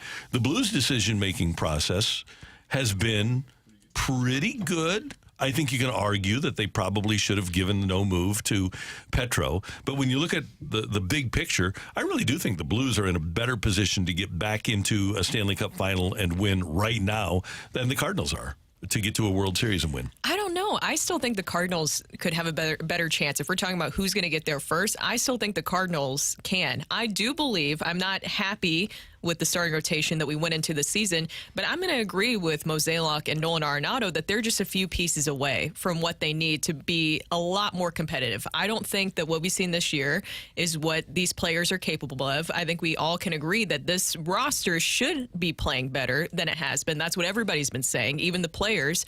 I think that they're just missing some pieces. And this offseason, just for the love of God, please work on fundamentals going into the season. 4 starters, 3 relievers, fundamentals, and some grit, some personality. That would help. Do you think that the Blues are not going to make the playoffs this year? I think they could make the playoffs. I just believe more of what Tom Stillman said when he came in here, that they might be not elite this season. I think the Blues will be better as long as they decide to play defense. As I sit here collectively in this chair at the home of the Blues 101 ESPN, I fully believe. Are you you're gonna throw that at me? Of course. Anybody? You got your pay. Alrighty. It is payday, and Randy is getting paid.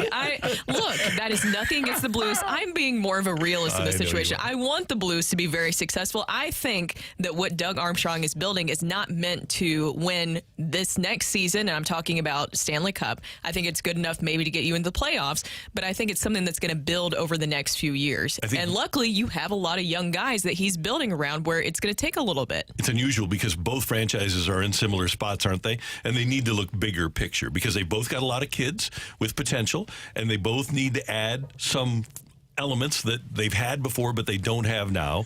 And it's going to be hard for the Cardinals to add those 4 starting pitchers. They really do need to add 4. And the Blues need to get that big, angular number 1 defenseman. So the most important things that you can have to win: hockey, you need a goalie and you need a big number 1 defenseman. And in baseball, you need a number 1 and number 2 starting pitcher. And both they're franchises really hard to get. Lacking in those departments. Let me ask you this. Right now? So you feel comfortable with the Blues defense going into this season? If they can get themselves a number 1, you can win. We've seen it a million times. That's a big ask. Who's going? I feel more comfortable because I think defense is more of an effort issue. If those guys, you got a new coach in there that is hopefully is preaching the effort on. It's just a will to do it for those forwards to get back. We saw pictures where there were 3, 4. They weren't back. It was 2 guys behind everybody. And so now, if you have the effort and the energy and the will to do so, you don't have to be great. Just willful. Just want to do it, and good things generally happen. In hockey, you can win with a system and not as much talent. In baseball, you can do it, but you have to play fundamental baseball, like David Eckstein was talking about yesterday. And I don't think the Cardinals have shown an inclination to really be pristine fundamentally here over the course of the last few months. It can change quickly. Remember how quickly it changed? Under Mike Schultz? Yes. It did. You're right. Coming up, the fight on 101 ESPN.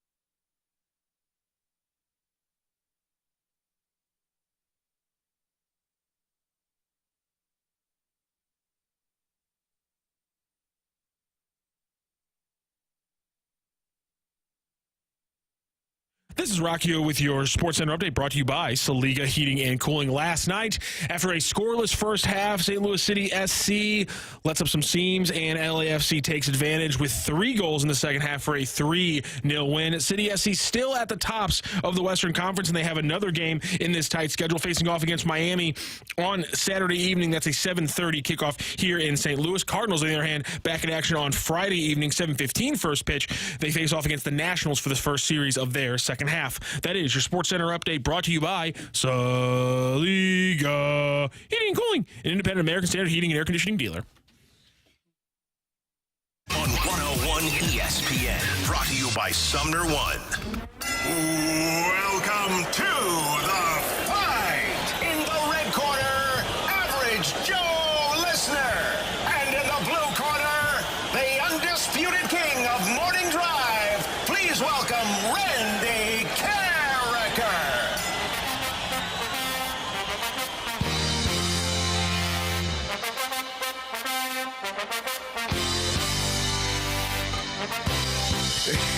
Welcome back to the opening drive. I'm Kerry Davis, joined by Brooke Grimsley, and it is time for the fight.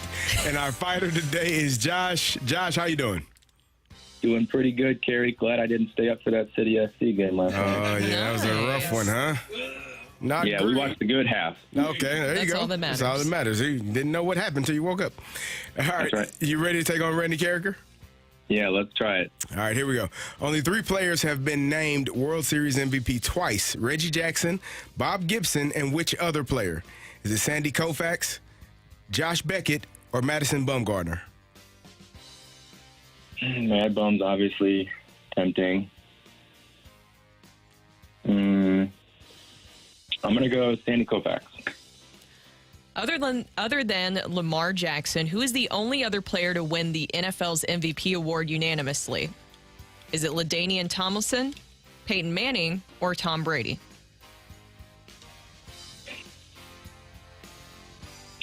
Let's go. I'm going to go with Peyton. Who owns the all-time Major League Baseball record for Gold Gloves at one spot with 18? Is it Brooks Robinson, Greg Maddux, or Ivan Rodriguez? 18. None of those names jumped out at me. Can you say the first 2 again? Brooks Robinson, Greg Maddux, Ivan Rodriguez. No, you said 2. Gave you 3. Yeah. I'll go with Brooks Robinson. Happy birthday to Yadier Molina. When Molina finished 3rd in MVP voting in 2013, which other Cardinal joined him in the top 5? Is it Matt Carpenter, Matt Holliday, or Adam Wainwright? My mind immediately went to Holliday, so let's go with Matt Holliday. All right, we'll double check that score, and we will bring in Randy Carricker. Josh, how you feeling? Just like about everybody on this show, not very good. Okay, is this your first time going against Randy? No, 3rd time. Hoping 3rd time's the charm. All right, well, we'll see how it goes. Randy is walking in. He's eating a banana, as you all will see here shortly on the YouTube. On the tube. There he is. There's a banana. His banana, his Propel. See, we don't make this stuff up. He's got his Propel. He's got his banana, black cherry. Blah. Oh, no. This is great. berry. Oh, berry. Now we're talking, Randy. All right. Yeah, that black cherry. Oh, get out of here. Not bad.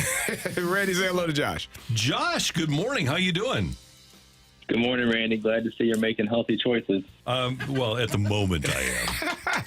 but Is that about as healthy as it gets? Is that me? Yeah. Because you told me. You can't get me healthier than that. I turned a friend on to the dark chocolate coconut almonds. Okay. Dark chocolate superfood. Coconut superfood. Oh, almonds superfood. And so, that's probably the best thing that I put in my body. They got a lot of sugar in them. You got to stuff those in like blackberries. You got to stuff those in like raspberries or blackberries. Get another superfood in there. Oh, that's not a bad idea. All right, Randy, you ready to go? Ready. All right. Only 3 players have been named World Series MVP twice: Reggie Jackson, Bob Gibson, and which other player?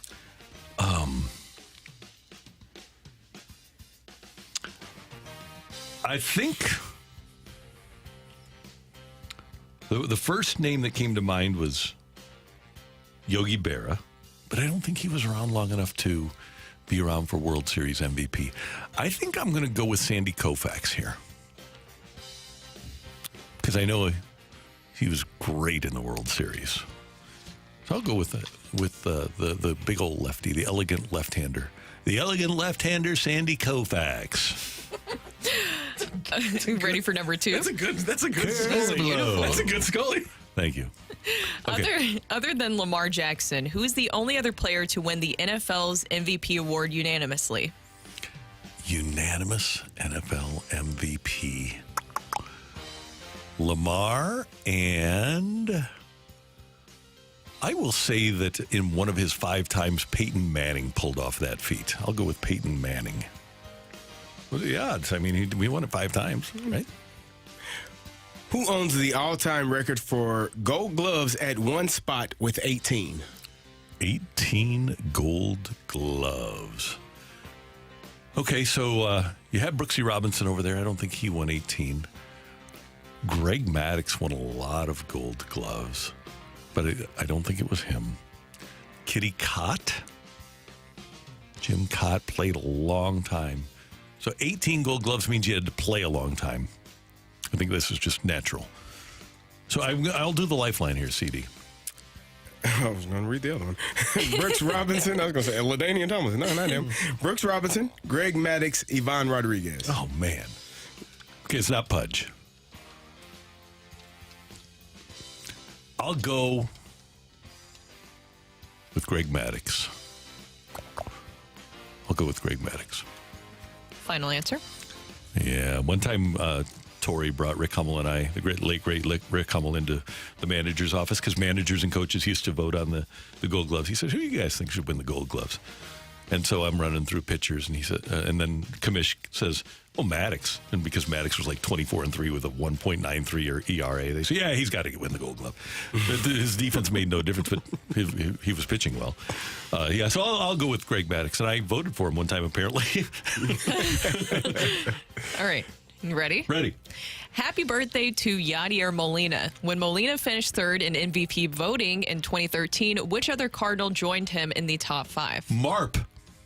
Matt Carpenter with Marp. He had 55 doubles that year. 55 doubles for Marp that year. He was good. And he kept doing that. He just kept being a line drive hitter, right? And he did that a lot in his career.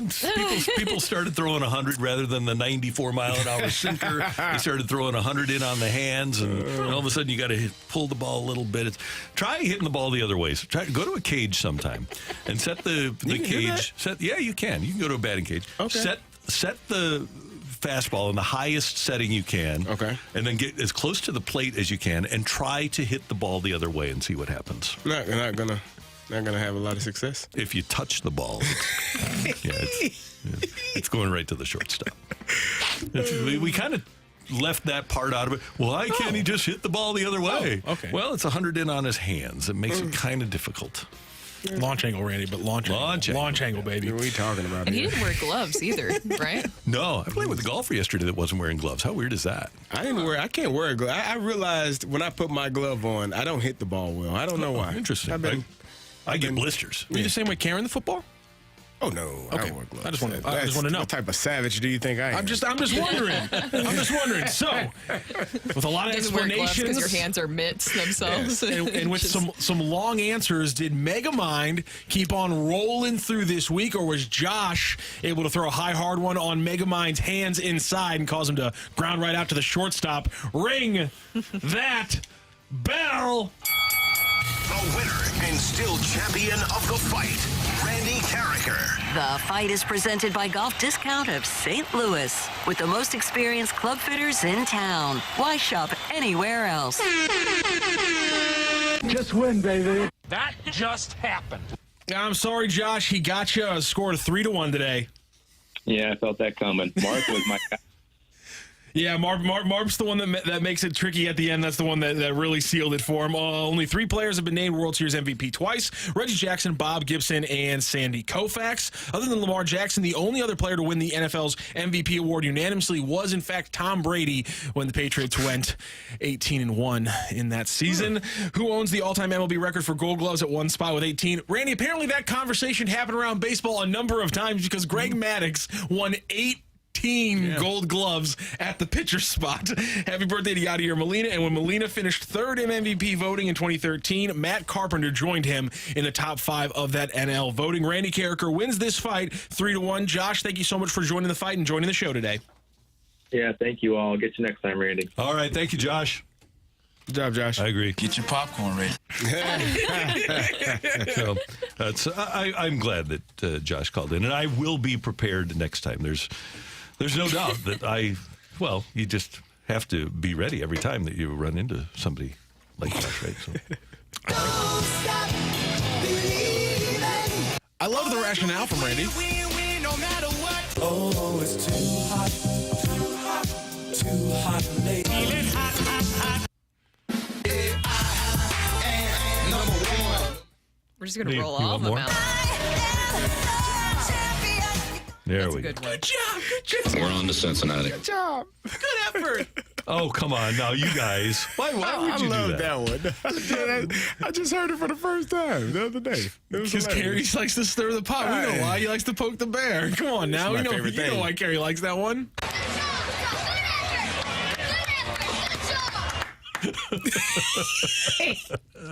Coming up next, the Birdwatch on 101 ESPN.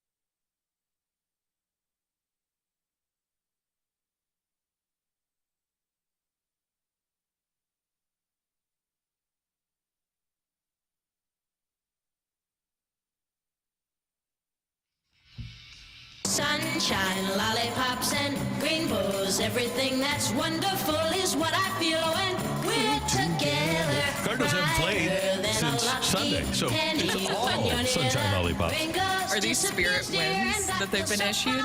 Yes, spirit wins. I like that a lot. Yes, absolutely. I can't take credit for it because Jim Hayes says that all the time. That's a Jim Hayesism. He tweets that out on off days. Okay, spirit win.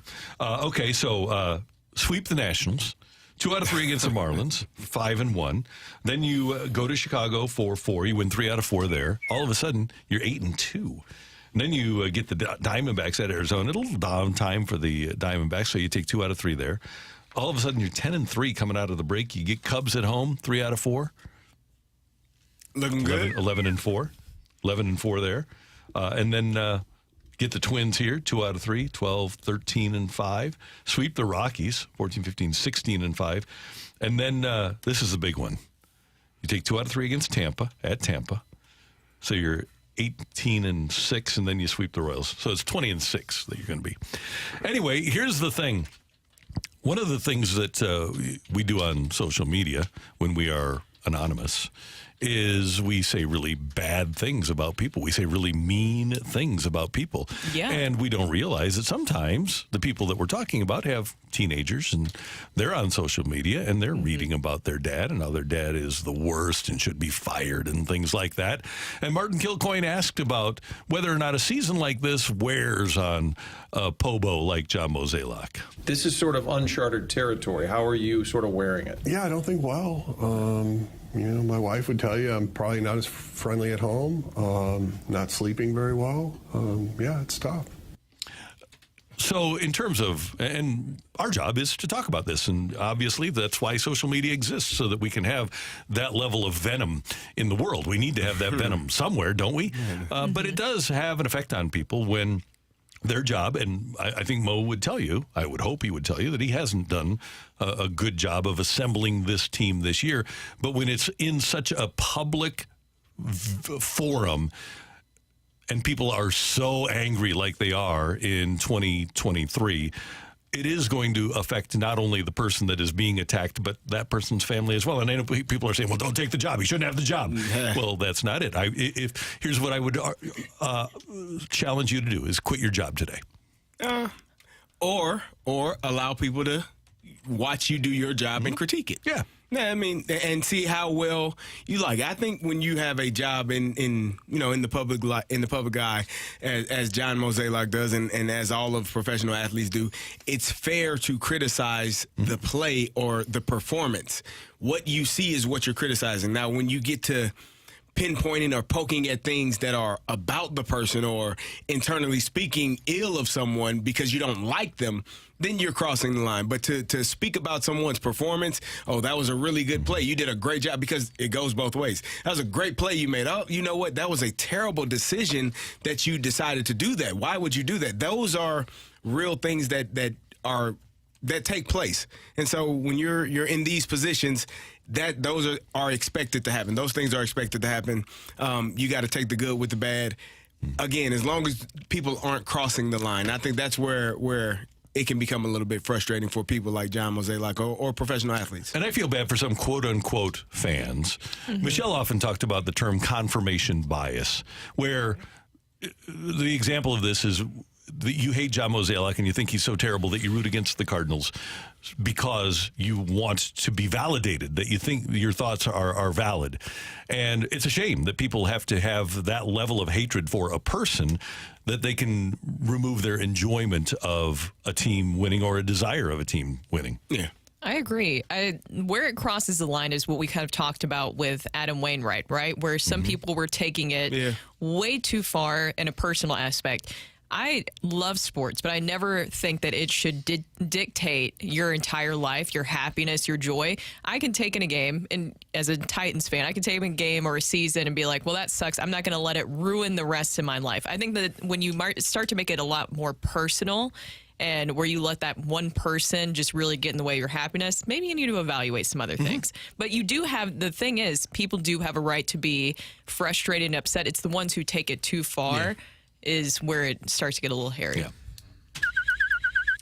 For me, we were talking trades earlier, so I'm going to give you some names and some potential. And again, we don't we're not trading anyone. We don't want anyone to be traded, but we understand that it is a business and people do move along. So you have Dylan Carlson. You have Juan Yepes, Alex Burleson, Tyler O'Neill, who's been hurt. What's wrong with him? I think he's got a back injury. How long has he had that? About a week back. Okay. No. I gave you guys the look.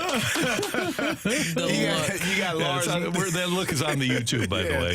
You got Lars Newbar, Paul DeYoung, Lucan Baker, someone that I think has been doing pretty well in the minors. He's been doing pretty well. We already gave him a chance. He's come up here, and where is he going to play? Is going to be the question for him. Then you have Jordan Montgomery, Jack Flaherty.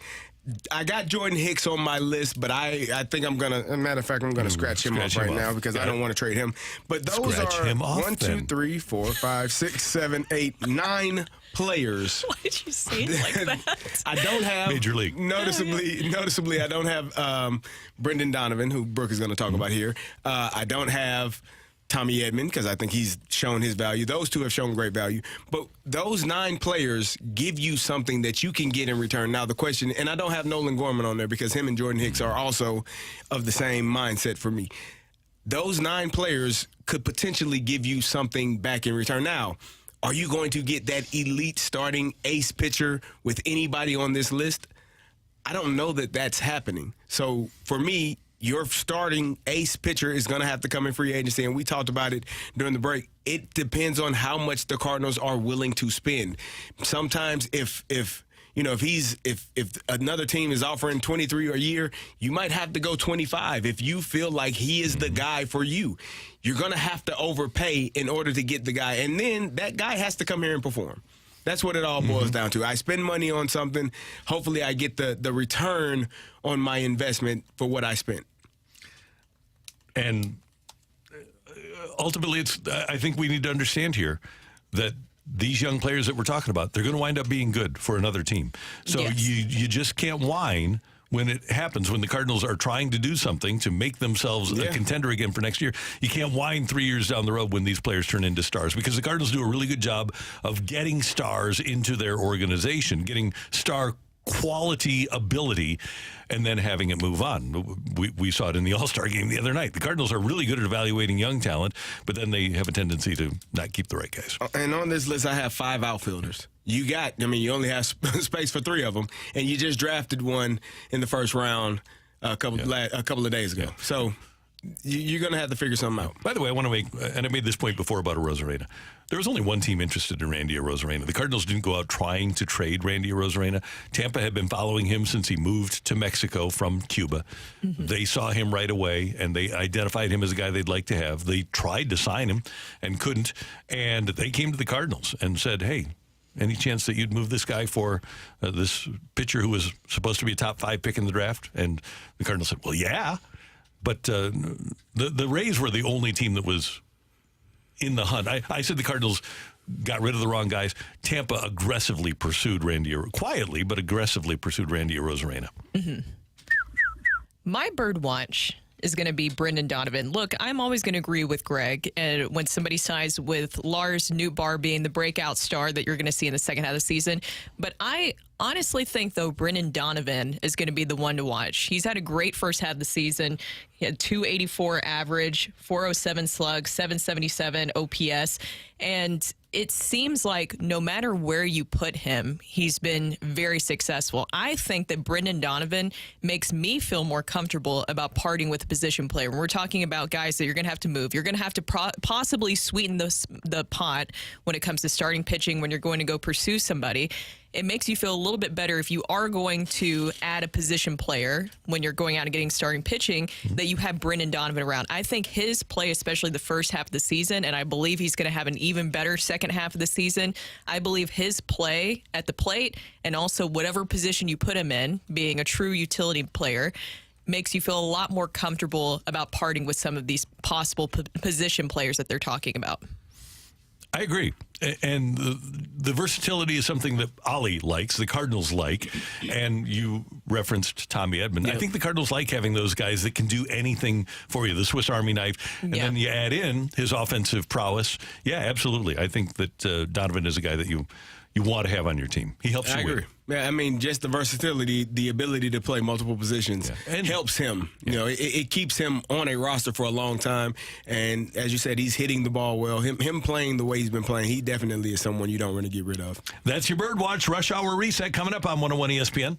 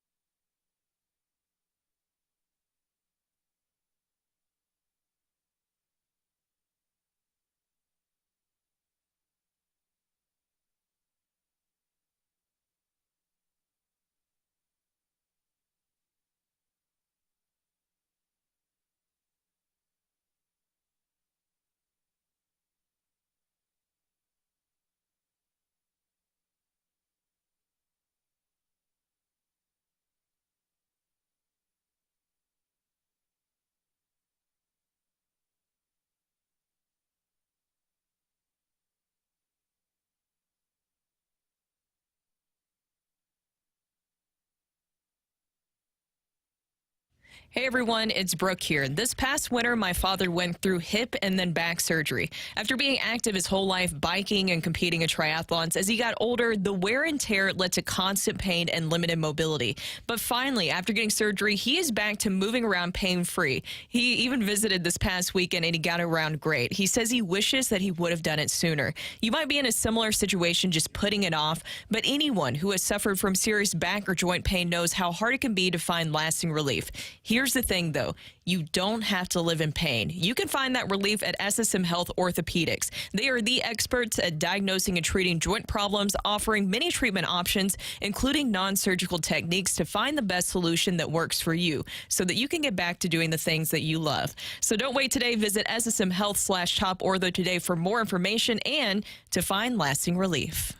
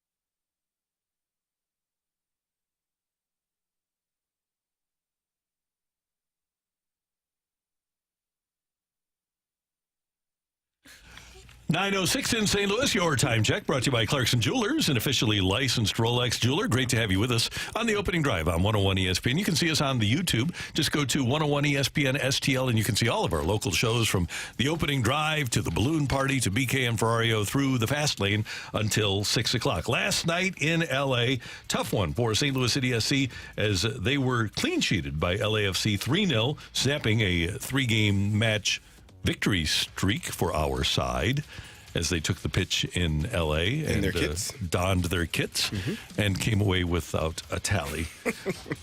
St. Louis City SC will play Miami coming up on Sunday over at City Park, and that game can be seen on Apple TV at 7:30 p.m. if you can't make it over there. Saturday? Saturday. 15th. Sorry, Saturday at 7:30. Sorry. Does the Messi 15th, travel 15th. with the team or no? That's actually, it's funny. That's kind of been the running joke. Is like, where's Messi going to be staying in St. Louis when he comes with Inter Miami as a on the bench next week? But I have He no won't idea. be, right? I don't think so. Brooke, you just mentioned this. McDonald's is giving away free fries. It's National Friday. McDonald's, yes. National French Friday. McDonald's is giving away free fries. No It says purchase Wendy's is, necessary. too. Wait, what? Yeah, McDonald's and Wendy's. CNBC has it on their website there. What about Sonic? McDonald's. I love Sonic Okay. fries. Oh, Burger King? Please stop calling it McDonald's like that. What? Mac. It's Okay. McDonald's. What do you want? MC McDonald's. Mac. Is that like Al McInnes? Mac. We've been saying it wrong all these. Yes, we have. Mac. Uh-oh, Okay. the grammar police again. Yeah, right, totally. Woo-woo. So, okay, we've reached the most important point of this show today. French fries? Yes. okay. So, you two, very health conscious. Matthew and I, not as much. Okay. Are potatoes and specifically French fries good enough for you so that you get the free ones you're chowing down? I think you can. Eat a fry. Eat some fries. Okay. If I don't it's a think it's that national bad. holiday, you Yeah. have to celebrate. It's a little weird not to, right? McDonald's still has great fries. McDonald's has great fries. I'm partial to curly fries from like Arby's. Arby's. Oh, Ooh, those are good. I think my favorite's McDonald's top. I don't know what they do, but it's really good. Good. And then Chick-fil-A. I love The the waffle fries. Yeah. That's my Oh number my one. God. Yeah. And you dip that in the Rally's Chick-fil-A fries sauce. are really good. So underrated. No one talks about it. I'm all about seasoned fries, Carrie. I'm with you. Ooh, I haven't Either had curly Rally or fries in a straight while. cut. So- But the Rally's fries are very different, like in the way that It's the seasoning. No, the seasoning I'm fine, but like the way that The they texture? the texture's different, right? They're a little softer, I think. Point of parliamentary procedure here. Yeah. Okay. Are you not afraid of a burger place that charges $1 for their burger? Not at all. You aren't, huh? No, I kind of am. I lost trust in McDonald's when they raised the double cheeseburger from like $1.19. Okay. I lost faith in them. I haven't. I don't. You don't run I across don't. that I don't eat McDonald's anymore. I just. Yeah, I was thinking more Season. rallies. I was thinking the rally. I'll eat a Rally's burger. You know, I haven't had a Rally's burger in so long. You know what I used to do? take down some Rallies. Something that helped me get to 270 pounds back in the day. Yes, tell us that secret, not the weight loss secret. Tell us how you gained it. I'm doing afternoons at KMOX, and I'm covering the Rams. And there's a Jack in the Box right outside of Rams Park, and I would get that ultimate cheeseburger. Oh, yeah. Oh, doctor. Yeah. Have that baby 3 or 4 times a week. That'll get you to 270 in a blink. Oh, yes. I remember It was great, too. my dad was in this past weekend, and he loves fast food. Not as much anymore, but when I was younger, we would tear up some fast food. We were everywhere. And we loved Jack in the Box, times. their tacos. If anybody's had the And Jack in the curly Box fries. tacos, The Jack in the Box tacos, because it's a little Yes. crunchy and a little Here's the thing. soft at Here's the the same. thing. Yeah. Jack we in would get that in a milkshake. This is why Jack in the Yeah, Box is buddy. so deadly. Yeah. Because Golden. you had the tacos, you had the curly fries, and you could dip them both in the same thing, buttermilk ranch. Yeah. There's still a Jack in the Box open around here, I think. Is there? Or A two few of them. Yeah. One Text- right by my apartment still open. Really? 314-399-9646, 314-399. Yo! Open Jack in the Box in the St. Louis metro area on National Fry Day. So we've already determined this, the flash, apparently official, free fries at McDonald's, at Wendy's, and at Rally's. Somebody Burger King. said, And Burger King. Yeah, and many more. Right? We got to get yeah. you just. And I think it says no purchase required. You Okay. can just go get you some fries. somebody's This is going the there after the information that you don't get at other So stations. that you need to know. So now you know via radio. breaking news. The Clean Station in Watson, by the way. Okay, It's Clean one of Station the Watson? Jack in the Box. Okay, Oh, really? good. All right, I'll make my way over there. Did they go bankrupt? I don't know if they went bankrupt or the local person that owned them. That person might have gone bankrupt. Go ahead. I don't think Jack in the Box in general went bankrupt. Someone texted in Lion's Choice. Who have you ever seen a lion at Lion's Choice? Have you ever seen a lion at Lion's Choice? I've been in a lion. I've never seen a lion at Lion's Choice. Oh, I thought you said lion. It's because they're efficient, Carrie. They are efficient. I mean, I will eat there every now and then. Are you saying because not that many people want to go there? Is that what you're saying? I just don't know how there are a lot of them still around. I don't know many people that's their choice. Okay, it's roast beef. By the way, you go over to the one here at 270 and No, they have a offense line to at Lion Choice. I'm not. Well, there goes our Lion's Choice partnership, Carrie. Thanks. I'm just wondering who eats there. They do a really good lunch crowd. Matthew eats there, he says. But here's the thing about Lion's Choice. Number one, they are efficient. Number two, they do have great shakes. But number three, for a roast beef place, their turkey sandwiches to die for. That turkey sandwich is amazing. Also, Carrie, apparently you are just poking bears today and starting fights. Apparently, Moon from 105.7 The Point, the Riz Show, apparently he has a Lion's Choice tattoo he loves so much. Really? So you guys might have to have a little, we can have a discussion about this here. I'm just wondering. And Rocc is a potbelly guy. Potbelly's strong, man. I love it too. They have like the little shakes with the cookie they put on. My guy Rob down at Potbelly here. It's right down here. Yeah, no, it's good. They have a good turkey sandwich. I get it 2 or 3 times a week because I'm here cutting audio and stuff. Brooke, they used to have a Randy Carricker sandwich back in the day. Did they really? Really? Yeah. What was it? Give me the details. It was loaded up with double turkey, black olives, lettuce, tomato, and ranch. I'm a sucker for the Italian. Where would there be a Carrie sandwich at? I don't know. Probably Chick-fil-A. If I were choosing, it would be a Chick-fil-A sandwich. My guy Dave Bruce up at Chick-fil-A DePere. Yeah. Or they listen honestly, to us. We're on in the kitchen. Honestly, if I were, gals. It would be First Watch because it was something at First Watch, a breakfast, a meal. I could put. I'm there often. Carrie, the one in St. Peter's, they know me by name. Hey, Carrie, how's it going? Hey, everybody else that makes my own booth. Everybody else that makes pancakes in the world. I have a great appreciation for you, but nobody makes a better chocolate chip pancake than my friends at First Watch. Yes, and they have the best coffee in the world, and it's hot. It is. That's important. That is very amazing. So there is that's your what's the name of that segment that we're supposed to be Rush Hour Reset? We had to reset on the topics for today. Yeah, so there you go. The National Friday, that's the most important thing. That is. The St. Louis City SC lost, National Friday. Cards and Nationals tomorrow as the Cardinals start off a 20-6 run to begin the second half of the season. You heard it here first, but we aren't keeping the tape. Coming up next, the Blues won the Stanley Cup, and on championship week, we're going to revisit 2019 with former and current Blues Sammy Blais, who's next on 101 ESPN.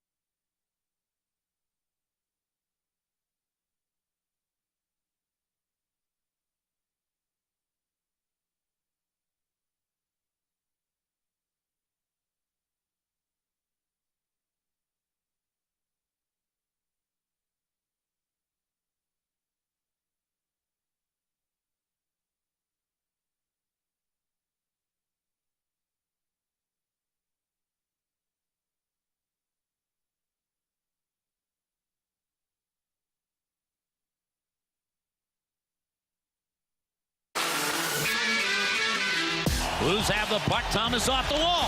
Shoots, and it's in. They score! It's the St. Louisan. Pat Maroon. Get on your feet.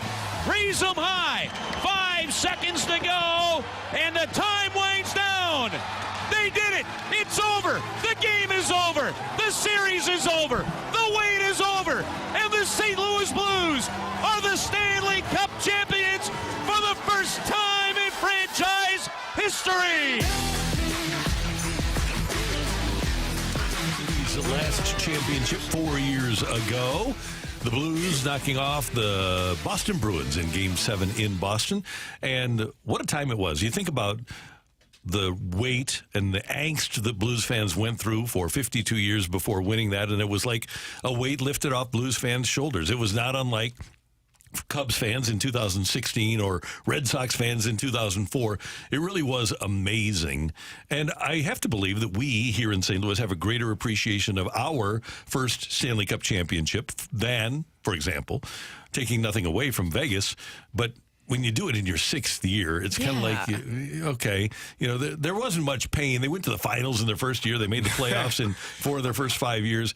We had to endure a lot of pain here in St. Louis to win a Stanley Cup. I agree. I think you should have to endure pain for a decent period of time, maybe over 10 years. I think so. I think that's fair. Yeah. To appreciate it? Yes. For fans, maybe. Okay. For fans. Players. Of course the players will always appreciate First year, second year, third year, every year is fine. But the fans, I always honestly assumed before moving here that St. Louis had won a Stanley Cup because of the history and just knowing the history of players who have been through here. And to be able to be there for that moment when they finally won a Stanley Cup, knowing back home and just hearing from people how much it affected everyone, it was such an incredible thing to be a part of and just witness. And I don't think you're gonna have to wait that long for another Stanley Cup. I know I was saying earlier if we do, I ain't gonna be around for it. Another 50, 60. No, we'll give you the tuna can head. Oh yeah, the little Ted Williams. Okay, good. Oh no, you have to do that so that just in case you have to wait that long. They can be around for another Blues championship. Right. But it's amazing to me because we are used to Cardinal championships, right? My first Cardinal championship was when I was 20. Everybody who's turned 25 in St. Louis that's been a Cardinal fan has a championship for themselves. So many people lived and died before the Blues won their championship. And so there were a lot of people that cried, that spilled tears of joy when the Blues won. I'm sure we'll get a lot of texts from people that said that they were just so emotional that when the Blues won, that they cried. And it was a different moment than when the Rams won in their 5th year here. So 95, 96, 97, 98, 99.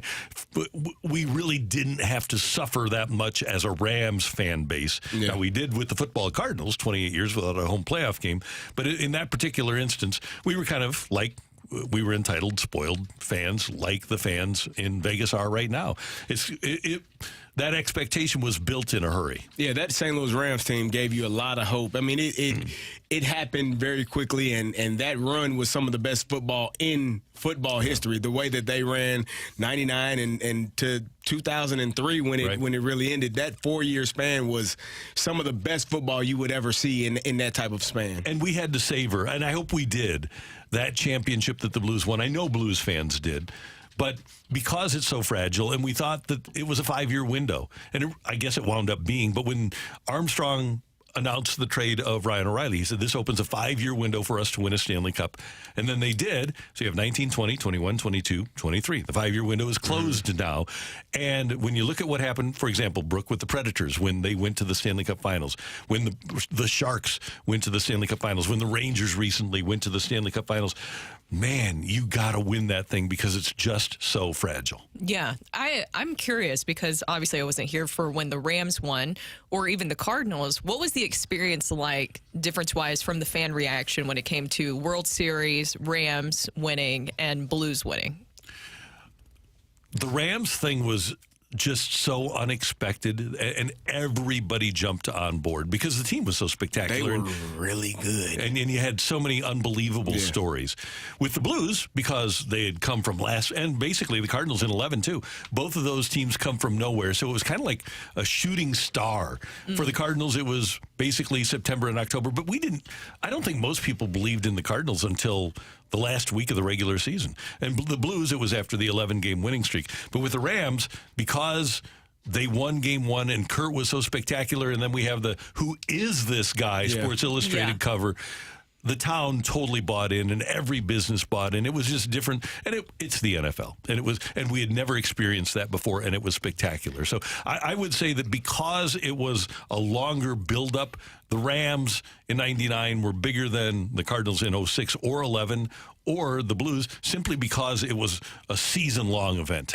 And I think it's also because they had so many superstars. You had so many Hall of Famers on that team. When you look at other rosters that won championships, no matter what sport, you don't find 6, 7 guys that are Hall of Famers or Hall of Fame worthy like that Rams team did. That team was spectacular with a lot of talent, generational talent. Guys like Marshall Faulk, who some argue is a top 5 running back to ever play the game. Kurt Warner, his story. Isaac Bruce, Isaac Keem, Torrey Holt. You got all of that talent, and it just was electric for the city to see those guys. And then we can also talk about the birth of Nelly, which also helped with that. I mean, the 99, 2000, when Nelly came on, he's doing videos with the Rams. That brought the hip-hop and the sports culture together in the city of St. Louis, and now everyone is really tuned in. Yeah, and one of the common denominators among all those championship teams on championship week is that there were just so many likable people. The Rams team, the Blues team, we all know O'Reilly and Maroon and Petro, a likable guy, and the kids that were on that team, guys like Sammy Blay, who we missed out on this morning, and Robert Thomas, and just a lot of really likable people. The Gunnarsson story after Game 2 of the Stanley Cup Finals. Pat Maroon. There's so many great Jordan stories. Bennington. That's what I was going to say. Yeah. You can't forget about Jordan Bennington. And that's why holding babies on the side of the highway after they won. This guy is like the president now. Those are great stories, and generally when you win championship, you have those great stories that come out. Yeah, and so we've been lucky here when you go back to 99, and so 24 years, we've had championships in all of the major sports that we've had except for soccer, and we're going to have that before you know it. But to have 2 in baseball, 1 in football, 1 in hockey, pretty cool for us. I think City SC could be coming very soon. I think so, too. I'm with you on that. As long as we don't have to play LAFC in the first round of the playoffs. Just not during the week. Yeah, that's true. Let's get them on a Saturday. Coming up next on 101 ESPN, the commissioner of baseball says he doesn't want to do what the union wants and extend the pitch clock for the pennant race and the postseason. Is that the right approach? That's next on 101 ESPN.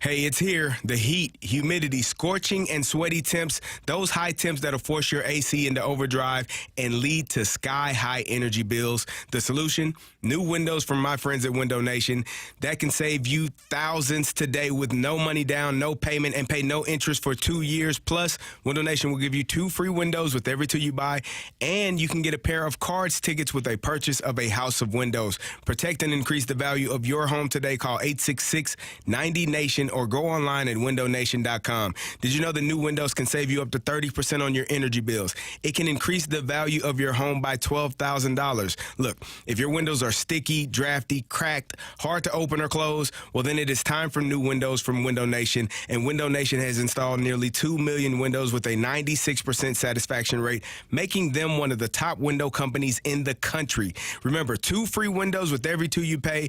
2 you buy, no payments, no money down, no interest for 2 full years. 866-90Nation, or go online at windownation.com.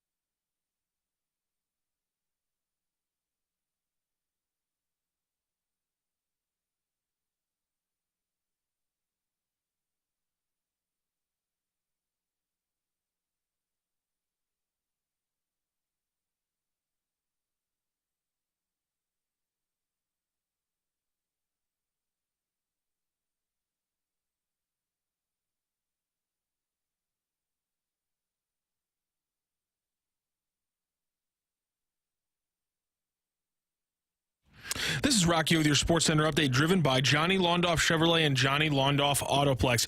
Last night, St. Louis City SC facing off against LAFC in LA in a midweek match, and it didn't go too well for them. They fall 3-0, letting up all 3 goals late in that game. They'll try to get back on the winning streak. On the other side, they face off against Inter Miami here in St. Louis on Saturday with a 7:30 p.m. kickoff. Cardinals back in action starting their second half of the season tomorrow, a 7:15 first pitch, as they start a series against the Washington Nationals. That is your Sports Center update, driven by Johnny Londoff. Find your roads and shop 24/7 at londoff.com and londoffautoplex.com.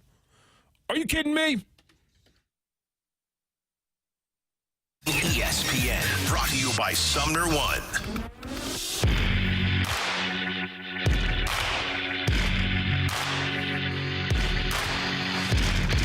Brooke, Carrie, and Randy, and guys, admittedly, I haven't been doing the sports thing that long, so I got to ask you guys. 40 years? Yeah, I got to ask you guys some questions. So, like NBA playoffs, because I don't pay really close attention. Okay. Do they change the shot clock from 24 to 30 seconds? No. NFL, Carrie, you played in the Super Bowl. Did they change the play clock like from 25 to 45 seconds? At the same time, the entire season. Okay. That makes sense. Well, I don't know, Brooke. Because the Major League Baseball Players Association, which agreed to these new rules that include a pitch clock for pitchers, want the pitch clock extended for the postseason. Rob Manfred, the commissioner of baseball, says that while he understands it's a possibility that the clock negatively impacts a postseason game, he said, in general, you ought to play the postseason that you play the way that you play the regular season. I'm not the biggest Rob Manfred fan in the world, but I do agree with that. I think for as many aspects of the game as you can, you should keep it the same. Now, I don't like the ghost runner to start extra innings, but I get where they're coming from. They don't want 20-inning games. That's why they have the ghost runner. Should you have the ghost runner at second base for postseason games? No. But you played 162 games with the pitch clock at 15 seconds. Why should you change it to 18 seconds for the postseason? I don't understand why players feel the necessity to need to think more once the postseason arrives. You see, I was a little confused because at first when I heard about these discussions, I thought they were talking about for next season that they were going to be looking into changing that.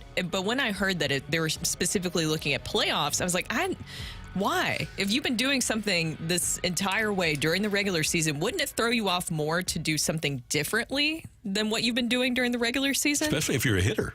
Yeah. I would think, yeah. Well, I think this would be more so for the pitchers. They want a little bit more time. They want to be able to get back to their old ways. I guess I agree with you, Randy. I don't think they need to change the clock to make it more comfortable for pitchers wanting a few more seconds to decide which pitch they want to throw. It's a high leverage situation. Every moment in the playoffs is. Each pitch matters. And so obviously they are thinking about how it's going to impact them in their playoff run if they don't throw the right pitch at the right time or if they feel rushed. And Scott Boras, who would like to be the commissioner of baseball apparently, or thinks he is, said in the postseason there clearly should be no pitch clock. It's the moment, the big moment. They need to reflect. They need more time. It's a different scenario than the regular season, and we do not want their performances rushed. So what he doesn't saying, want their performances rushed. Exactly. He is on board with the 4.5-hour game. I am never on board with a 4.5-hour game that starts at 7 o'clock St. Louis time. Just am not and won't be. And baseball has done the right thing. And one thing that Scott Boras, I wish he understood this. Maybe he does, and he just is being, he's obfuscating here. You like that? Maybe Scott Boras doesn't realize that in the baseball rule book, and this is a smart baseball guy, the pitch clock has always been there, but it's never been enforced. And maybe he should have told his legion of great players, look, there's a rule in the rule book that you should have told Max Scherzer. There's a rule in the rule book. You have to abide by the rules here. But apparently he didn't. Abide by the rules? What? Someone from the 314 said, can you imagine the last strike or ball of the World Series being called because of a pitch clock violation? Well, I don't think that would happen because it's up to the umpire's discretion, story, right? Still. I don't think that would happen unless it's just an egregious amount of time being spent. Like you take another 15 seconds after the pitch clock has expired. I don't think it'll happen because I think the umpires understand the weight of the game as well. They want to be a part of it, but not be a part of it, if that makes sense. They're there to enforce the rules, make sure everyone is abiding by them, but they don't necessarily want to be in the game. So I don't think a scenario like that would happen. But again, it's on the pitchers and the hitters to do their job. If there's a rule in place, you should follow the rule. It's that simple, and it shouldn't be that difficult. With all due respect to the intelligence of the pitchers, it should not be that difficult to determine what kind of pitch you're going to throw from the time you get the ball in your glove for 15 seconds. It shouldn't be that hard. Really, Randy? You're telling me that a pitcher should know what pitch he wants to throw in a certain scenario versus a certain batter? It's wild, right? He should know. It's a wild thought. I know. Wow. I thought this whole time, I thought the catcher had to make that decision for them, and it was solely his responsibility. I never knew that the pitcher could actually have a voice or a choice in this. Thought they were just, Isn't that amazing? That's nuts, Randy. Who made these rules? When did this rule come? Did it just happen this year? No, this happened in 1876, Kerry. Really? Yeah. That's great. Wow. You learn something new every day, and this is new news for me. I get. This is very brand new. Brand new. The Major League Baseball Players Association wants to get some of their juice back because they are still the most powerful union in sports, but they want to have complete power, and I'm sure that they want to get any little crumb of power back. But I don't think this is a hill to die on, all due respect to Matthew Rocchio, because, like we said, in the NBA, you aren't changing the rules with going from a 24-second shot clock to a 30 so people can figure out what their best shot is. In the NFL, you aren't giving coaches and players more time. You aren't going from a 25-second to a 35-second play clock so that coaches and players have more time to figure out what the best play is. Yeah. Part of strategy is being able to determine what you're going to do in a pressure situation and make yourself comfortable in uncomfortable situations. Yes. And I agree. I think that if there's any rule that you could point to that says that could change the trajectory of a game, especially in the playoffs, it would be the extra inning rule, which you're not even worrying about that. But during the playoffs, I just don't think the pitch clock is something that you could say changes the trajectory of a game. I just don't. And also, did you guys see that they put out some of the numbers they've seen from the first half of attendance going up? 77% of clubs are registering attendance increases. They're also seeing a median age of ticket buyers this season is 6 years younger than 2019. There's been some benefits to this. Absolutely. It's a better game. It's definitely for me. And it's easier to watch. It's a more especially when watchable you're at game. home. Yeah. It goes much faster. Like I said before, you could go grab something from the kitchen, use the restroom, and they might not even be done with on to the next batter. Now you might miss the whole half inning if you walk away for a few minutes. That happened to me in the All-Star game the other night. I went downstairs to get a Propel. I come back up and Diaz has hit the home run. There you go. Yeah, it's very fast. Yeah, so I kind of like it. So I hope that Rob Manfred holds his ground, and I think he will, because I think that same power that the union wants to get back, I think Manfred likes having it. And I think if for no other reason, I think the baseball part of it, the optics are not as big a part of this as him hanging on to every little ounce of power that he has. And he does say, when he says, I understand that a game might change on a pitch clock violation, that tells me they aren't changing a darn thing. There you go. No. And maybe they revisit it during the offseason, but I just don't think that during the playoffs is when you change that or get away from what you've already accomplished during the regular season. No, exactly. That's Brooke. That's Carrie. I'm Randy. Coming up, we're going to head down the stretch with Rocc and Roll here on 101 ESPN.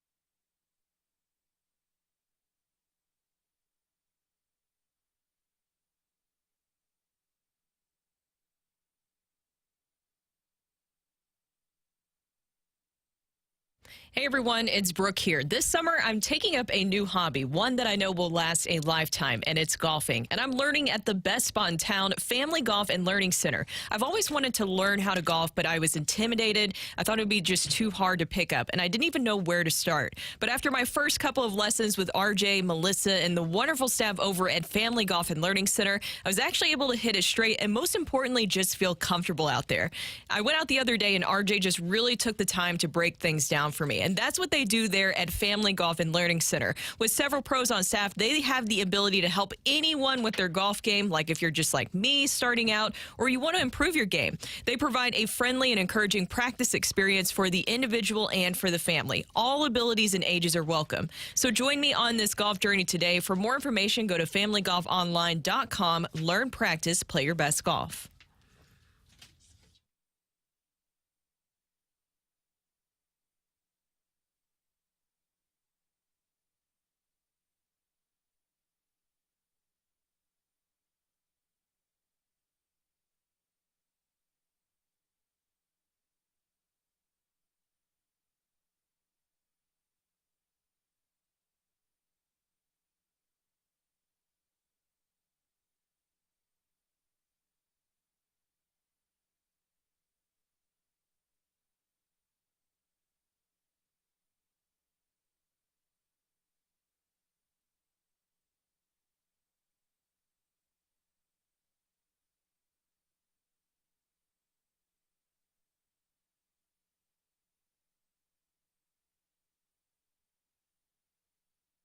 This is the opening drive on 101 ESPN. I want to rock. And roll.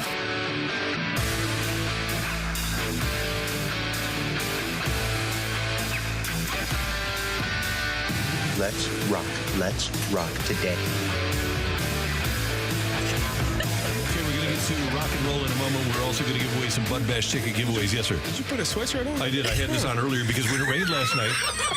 I was losing my mind. No, I went, see, because I had the baby blue golf shirt. It's all baby blue. That's what it was. Okay. So when it rained last night, I figured it might be 30 degrees when we got into the studio this morning, so I brought a pullover with me. You know how that goes. And then when I came in, it was 90 degrees in the studio. It cooled off. It does. Quickly, Somebody puts on the heat in so here. A couple of things. Number one, I mentioned last segment about the previous pitch clock rule. This is from the 2018 Major League Baseball rule book. When the bases are unoccupied, the pitcher shall deliver the ball to the batter within 12 seconds after he receives the ball. Each time the pitcher delays the game by violating this rule, the umpire shall call ball. So it was 12 seconds, and it was in the rule book, and nobody ever did it, and pitchers were taking 30 and 40 seconds. So now they make a new rule where it's 15 seconds, and they're losing their minds. And the union is upset. What would have happened if baseball would have said, you know what, we're just going to go with the rule that's in the rule book? They would have really lost their mind. Yeah. It's kind of like a free throw violation. You know, you get 10 seconds from the time you get the basketball at the free throw line. People, they started counting for Giannis. He would get up to 15 that was funny. seconds. That was great, yeah. So it was 12, and now it's 15 for the pitchers. Also, we've got your chance to win a 4-pack of tickets to next Tuesday night's Budweiser Bash for the Cardinals and the Marlins. Next week's Bud Bash game features a limited edition Brad Thompson bobblehead. Get all the details on this season's series of Budweiser Bash Cardinals games now at cardinals.com/promotions. But you can text in now and answer this trivia question, 314-399-9646, 314-399-YO-HO, to win Budweiser Bash tickets for the Cardinals versus Marlins. Brad Thompson's the bobblehead for the Tuesday night Bud Bash. Okay. Nice. Here's the question, and if you've listened to BT for a long time, you know the answer. What batter with more than one at-bat against Brad Thompson has the highest career OPS against him, which is 5,000, the highest OPS you can have? That's what you talked to him about that one day, I think. Okay. Yeah. Maybe. Probably, yeah. Really? What batter with more than one at-bat against BT has the highest career OPS against him? The highest you can have, 5,000. A 5,000 OPS against BT. Texter number 22 will be the one that gets the 4-pack of tickets to next Tuesday night's Budweiser Bash for the Cardinals versus Marlins. All right. Matthew Rocchio, what do you got for us? Well, I needed to follow up on a story that Carrie brought up yesterday. I believe it was your take it or leave it, Carrie, when Victor Wembanyama talked about how the game is much more physical over in France compared to the American game. Yeah. Well, Doug Gottlieb, who I usually don't really agree with very much, actually I thought made a great argument kind of explaining why he thinks that Victor Wembanyama's point isn't actually all that crazy. It wasn't a great argument. It was a hot take. Okay, there you go. All due respect to the guy. But the point should be well taken. Like, you are kind of commenting on something that you haven't really seen. On the other hand, he is right? Like, when you have better athletes, it's by design, it's supposed to be less physical. Because go back to the early 2000s when Jordan retired, it was crazy physical. Scores were in the 70s and 80s, and everybody's like, dude, we got to stop this because nobody wants to watch an NBA game where somebody scores, in the 70s and wins. That's not a good watch. So by design, he's right. But it's right message, probably wrong messenger. And it's also a classic case of, we just read the quote and don't listen to the context. His context was best athletes in the world. I like this better, a lot more space. But there it's more on the ground, boxing out. And, oh, yeah, by the way, they don't have illegal defense. So you have real zones. The big guys are a lot more physical, and a lot of the national players are more physical because they're not as athletic, and you have to make up for that lack of athleticism by banging on somebody's body. That's cool. It's also Summer League. So, I don't think Wemby's only talking about like what he experienced in summer league. The guy's been watching. He's been watching the NBA his entire life. Yeah, he I'm played aware 2 of that. games. He played 2 games. And that's what Doug's saying. 2 summer league games. And Doug's saying he's the wrong person to make this point. But that doesn't change what Doug's saying about the facts of how basketball is being played in France and how basketball is being played in the NBA. I understand the premise of what Doug is saying in terms of when you have better athletes, you got guys that can move and are, obviously more athletic and not having to be clunky and bump into you and be as physical because and the NBA they can wants avoid, it to be right. They can avoid people. I've played with some non-athletic people and they fall all the time. And you got to make sure you don't get rolled up on. That's a true thing. But what I'm saying is it's the summer league and playoff basketball, I'm sure, is extremely physical. There's going to be a point where he's going to feel that physicality and realize, you know what? I may have misspoken. I may have spoke out of turn at this point because now, also, I mean, if I'm a big and Victor Wembanyama wants to come down there and try to rebound, you think I'm not going to box him out? I'm going to put my body on. Who was that you just showed me a little while ago? I forgot. Oh, I'm trying to remember who it was. Either way, we're gonna see guys be physical and box bodies out. That's what they should do, and you're gonna feel some of that. That's just my opinion. Again, it's the summer league. It just sets you up to be like roasted at different points of the season when you. Not great. I don't know, especially in this day and age of social media, people hang on to that for eternity. People are. You're right, CD. He's going to Jalen Williams. Yeah, Jalen Williams. Anybody who is moderately physical is going to physical him up, right? Yeah. Why not?